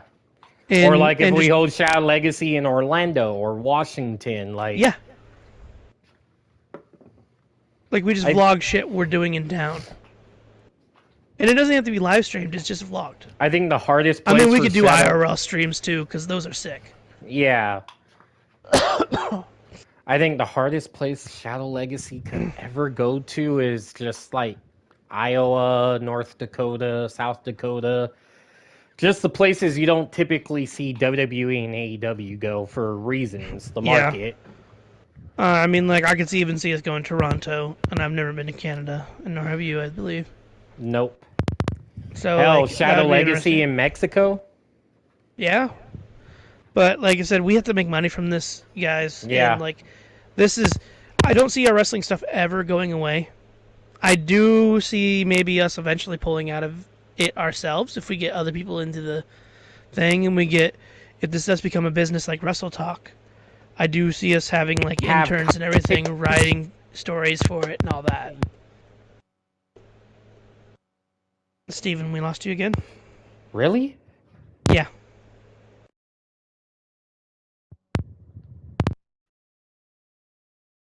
Hello? Stevie, we lost you again? Dylan? There you are. Okay. So I was saying, like getting commentators, but we also still run the creative side of it. Mm-hmm. To where Yeah. we don't pull out, but we're like, hey, this is the creative. This is the direction. Yeah. Or even like, so the like thing, there might be a point where we are just the talent and we actually hire writers. Yeah. And they do the creative for us and do all that, and we just talk shit. But at that point, I mean, John's already talked about animating our backstage scenes and doing all that stuff in Blender. Like, he's talked about doing some interesting things. Like doing some visuals. Mm-hmm. So, like, the stuff we talk about actually can be shown. I think As once we at get least website exclusives. Yeah. I think once we get closer to Shadow Legacy 2, I think that's when things are going to probably spice up a little more. I'd say around Blitz. Yeah, and we had talked about the game. We ain't doing a new game, even if it comes out until after Shadow Legacy. Even if it releases before Shadow Legacy.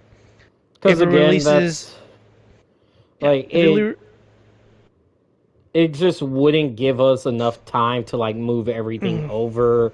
Roster, most importantly, like we may get. I don't know if they'll be involved in launch, but I know we will have Carrion and Braun Strowman. I know and like we'll have we don't know what's going on. Bray may be back. There's a lot of things that might Bray happen. will definitely be DLC. You think so? If he were Because he was supposed to be in return- this one too. Yeah. Yeah, he will definitely be DLC. You know, I wouldn't be surprised since they already have him printed and all that stuff. If he does show back up, if they release him as a DLC before Christmas. It may be different source codes. Maybe. It may be, yeah, it may just be like different production to where they may have like erased the production of the game after all the updates, or they may have did like separate like projects so that way when they update the game, they're maybe not like mixing up both projects. Yeah, I got you. But we're in for some interesting things. Like I said, the future is interesting. Like I said, we just have to make money from this, and we can do more interesting content. We're doing what we can for free right now, and it's not even free. We're paying that for some of this stuff. Because we can't even write this off as taxes yet. Yeah. So. I mean, heck, like the website is not even free. I think that's a good like 19 a month. Yeah. That's crazy. Like, I want us to be able to write shit off and do our thing. Like you said, we want to do content, but we need to make money for the content. Even if I dump everything I make back into this. Yeah. The more money we make, the better content we make for you guys. And doing this, like I said, the tailgating idea is great. And then, like, even for NFL games, if we want to do a tailgating game for NFL, if we want to do something special for Thanksgiving. I mean, Frost is no longer on Thursdays, so we are open for Thanksgiving stuff. Yep. So, like, there, there's a lot of shit we can do that I'm open for. And like I said, I'm not against doing sports stuff.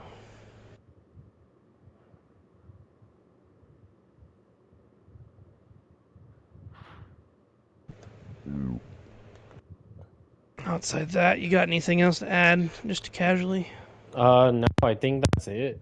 I think Yeah, I that's think we're kind good. of. I mean, this is probably our longest stream yet. Mm-hmm. I felt like, Jesus fuck, the Shadow Legacy Fuse episode, where it's like Shadow Legacy went quick, Mm-hmm. and then the Fuse after was like forever. Yeah, we're trying not to fall into the last AEW pay-per-view trope, and more like Clash of the Castle, Yeah, just like high quality. I want to keep our like special live streams separate from what's going on with WWE and AEW around those weekends, just because. Mm-hmm. I mean, we are gonna have Blitz around the Royal Rumble, which I mean we've already set the date for and we already planned everything. But Mm-hmm. I think with Shadow Legacy, it's gonna be fresh because we're right off the heels of WrestleMania Mm-hmm. and going on to like this new section in Double or Nothing. Yeah. So we're like, I feel like we did the perfect timing to Mm-hmm. where, like, we're saying, hey, like, we're a part of the big shows.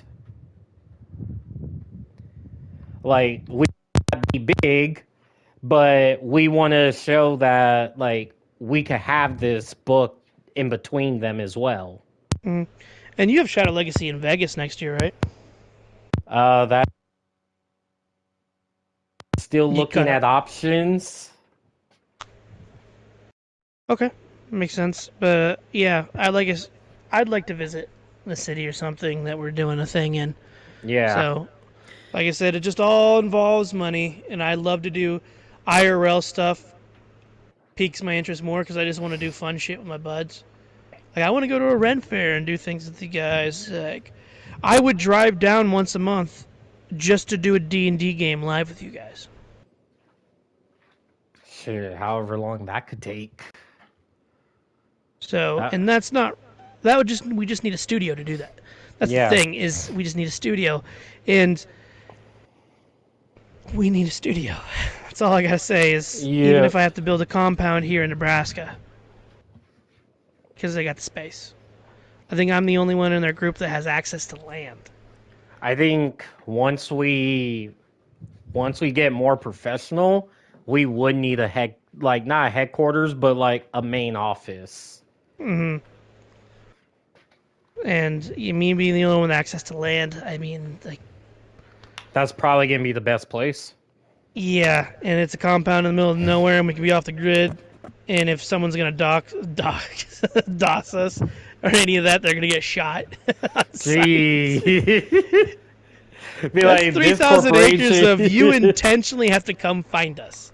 You But have to come looking. We wouldn't would even have- be on Google Maps. We would probably have to build like a big compound with like multiple studio rooms. Yeah, It'd be a lot of traveling. But I'm thinking a big metal warehouse. we also In the gotta middle make of sure we nowhere. have reception well in there if it's metal. Oh yeah, we can. They said they'll lay down fiber. I've already talked to small towns because they're getting fiber optic here. Yeah. They get a gig down in the small towns near me. It's fucking hilarious. You'd be literally out in the middle of nowhere and have fiber optic. I probably have better internet at my house in the middle of nowhere than you do at yours. Well, I mean, if we were to do a building You cut out later again. on, Yeah. You'll be cutting out again. Your mic really hates you right now. it does. Is it the controller or the mic? I think it's the mic. Oh, okay. But because I was thinking like rent out a building and then just build into a studio. Yep. Like whether if it's like its own building or like a suite, like in a strip mall. Oh yeah, I don't have a problem. I also don't have a problem with buying a house or Yeah, building a house for myself and just having studio built into it. Doing like a barn dominium or something like that. And instead of a garage setup, we just build studios everywhere. yeah, Said I have no problem living in our studio, especially since as of right now, I'll probably be the most live streaming person. but also for Just out of Shadow availability. Legacy, I think to throw it out for Shadow Legacy 2 in April, I think we are gonna see more of when it comes down to pushing the event as soon as Blitz like goes on. The promoting is gonna be like a very much WWE feel for what I have Yeah. planned for that. Yep. And I'm gonna let you do all that because the business degree, as I'm not. That's not my forte. Now, with theme songs, are we like, because now that there's three of us, are we picking one each? Don't know. Maybe. It's a conversation I think we need to have later. Because I About am that. thinking of having it to where whatever I pick, because I mean, with the music genre today, like a lot of pop and hip hop, R&B, and all that is really what's getting more popular. Yeah. I I think we use that for also. promoting. That's kind of why I went with Harry Styles as well, Yeah. is I because think we just it need to do got something that was popular. made in the last 2 years. Yeah. You could really use any band as long as it's on their latest album. Hmm? You can use any band as long as it's really on their latest album. Yeah. Like the new 10 Year song I have, that album hasn't even released. I mean, that's But a good song as well. I heard it live, and I was like, this is it. I'm waiting. I waited for them to release it. And that's the Frost song until at least Shadow Legacy. It might even be after that, because we might redo the season. I think Clash is what we're aiming at, Yeah. being the new season. So every year we reset at Clash. Music, because I mean our roster, that's after the draft and all that stuff. We get a feel. I mean the logos can change up a little bit after that if Yeah. we feel And like it. do you have some songs in place for what we could use for Shadow Legacy? Oh Uh, no, I would be closer to when Shadow Legacy comes out. huh? Yeah. Like, I would say the first theme, this is where it goes to WWE related, or WWE like, is we'll know the first theme Yeah. by Blitz. Yeah. And it'll be in a WWE like fashion. Yep. We announce Gridlock's theme. No, I don't think we have. Let me give it a sec. You gotta look it up.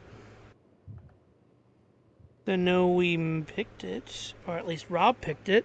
Yes, Rob picked something for our wrestling brand. Soldier On from Megadeth's newest album that released this year. That was it. I was thinking, I was like, I know it's Megadeth.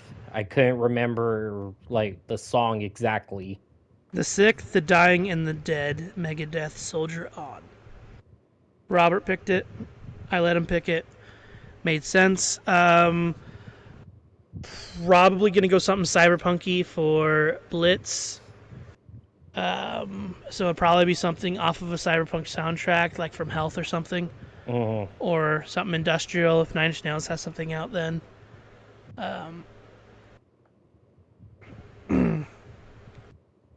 Because is Blitz our next big after Gridlock? You Yep. got Blitz, right? Or do I have Blitz? I have Blitz. You have We Blitz just because switched. we did the swap for Clash. Yeah. Yeah, because I had a thing come up. Yeah, I mean, that makes sense.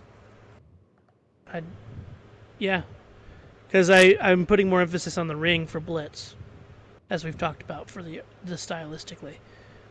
So I mean, we're getting pretty creative. We're liking the stuff. It sucks we can't play the music ourselves. But I mean, like, I would just say going back to the promoting for Shadow Legacy 2, Hmm. it's going to be on Instagram a lot. Yeah, I wouldn't be There, surprised if we had a Twitter by then too. I have thought about Twitter. I think probably around Blitz is when we may start. That makes sense. What else do we need? Um, Someone said TikTok. Who fucking told me TikTok? Sarah. Yeah, Sarah to said you need push. to cut down. Yeah, she said you need to cut down a few things and put them on TikTok.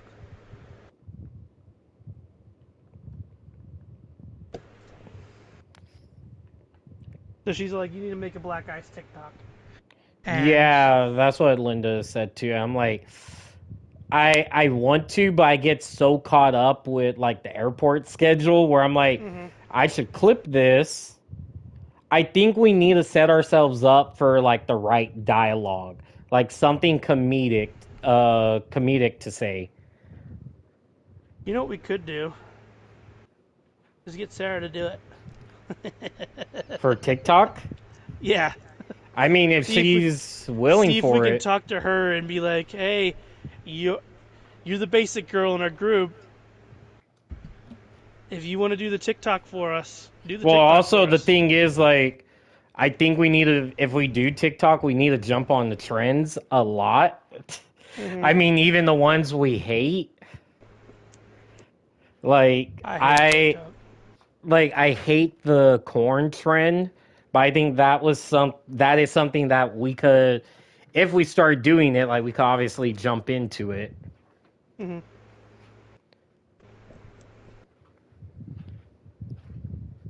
But I despise TikTok, to be honest.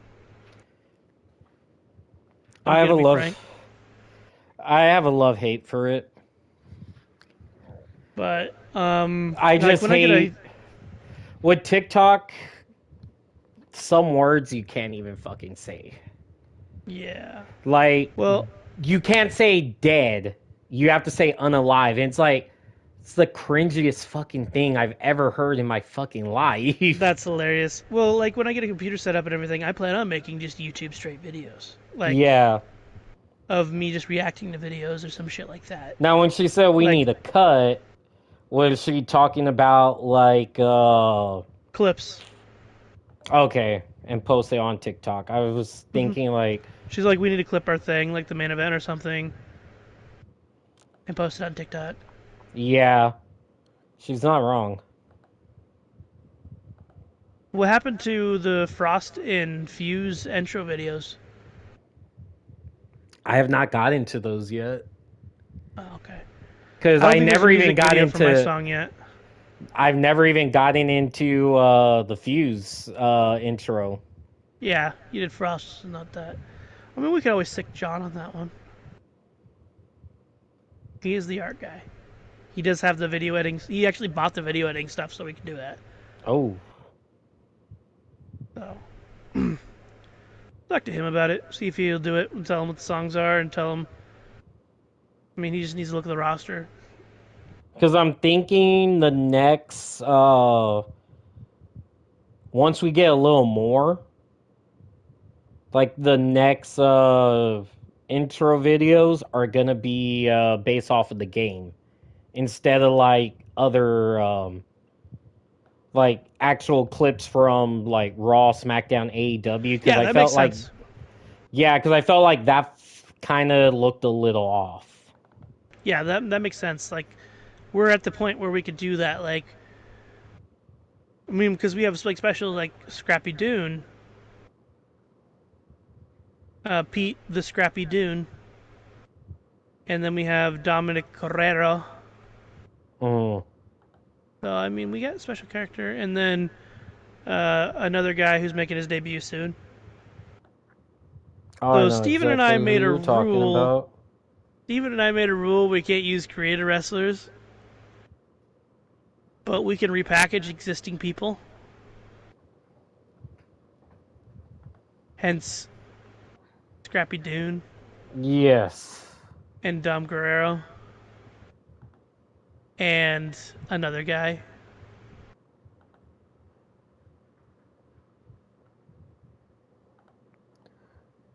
But outside that, yeah. So I think we could wrap it up. Because I think we're kind of going a little more into everything else, which isn't bad, but Mm-hmm. I think we could talk about all the plans and like all these stories from here on. Mm-hmm. And we gotta save some shit for like fucking Saturday, Sunday streams where it's just us playing video games and bullshitting. Because I know John, like, he's kind of quiet down in the group chat, but I think it may have been with everything going on. He's sleeping weird hours. It was really hot when I was in Texas. It was like 100 degrees, which is hilarious because Mm, it's 50 right now. It's actually 40 right now. in Texas? And not in Texas, in Nebraska. Oh, I was about to It say, was like, 100. It was 100 here when I was gone, apparently, and he was sleeping in the heat of the day ooh, because we don't have AC. yeah, that's right. So, but now it's fun is where fall has finally come and it hit like a shit brick house. Rip. We went from 100 degrees to 50 degrees in a day. Oh yeah, Nebraska's fucked. Fuck all of that. Yep, I'm so happy I have a truck now. The ground clearance. I was gonna fuck that car up. It was so fucking low. It didn't like it. I've driven in the country like 3 or 4 times since I've had it, and it's just like, yeah, this is it. This is a thing I do. And the Coroller's like, why? The Corolla was like, I want to go fast, not over pumps.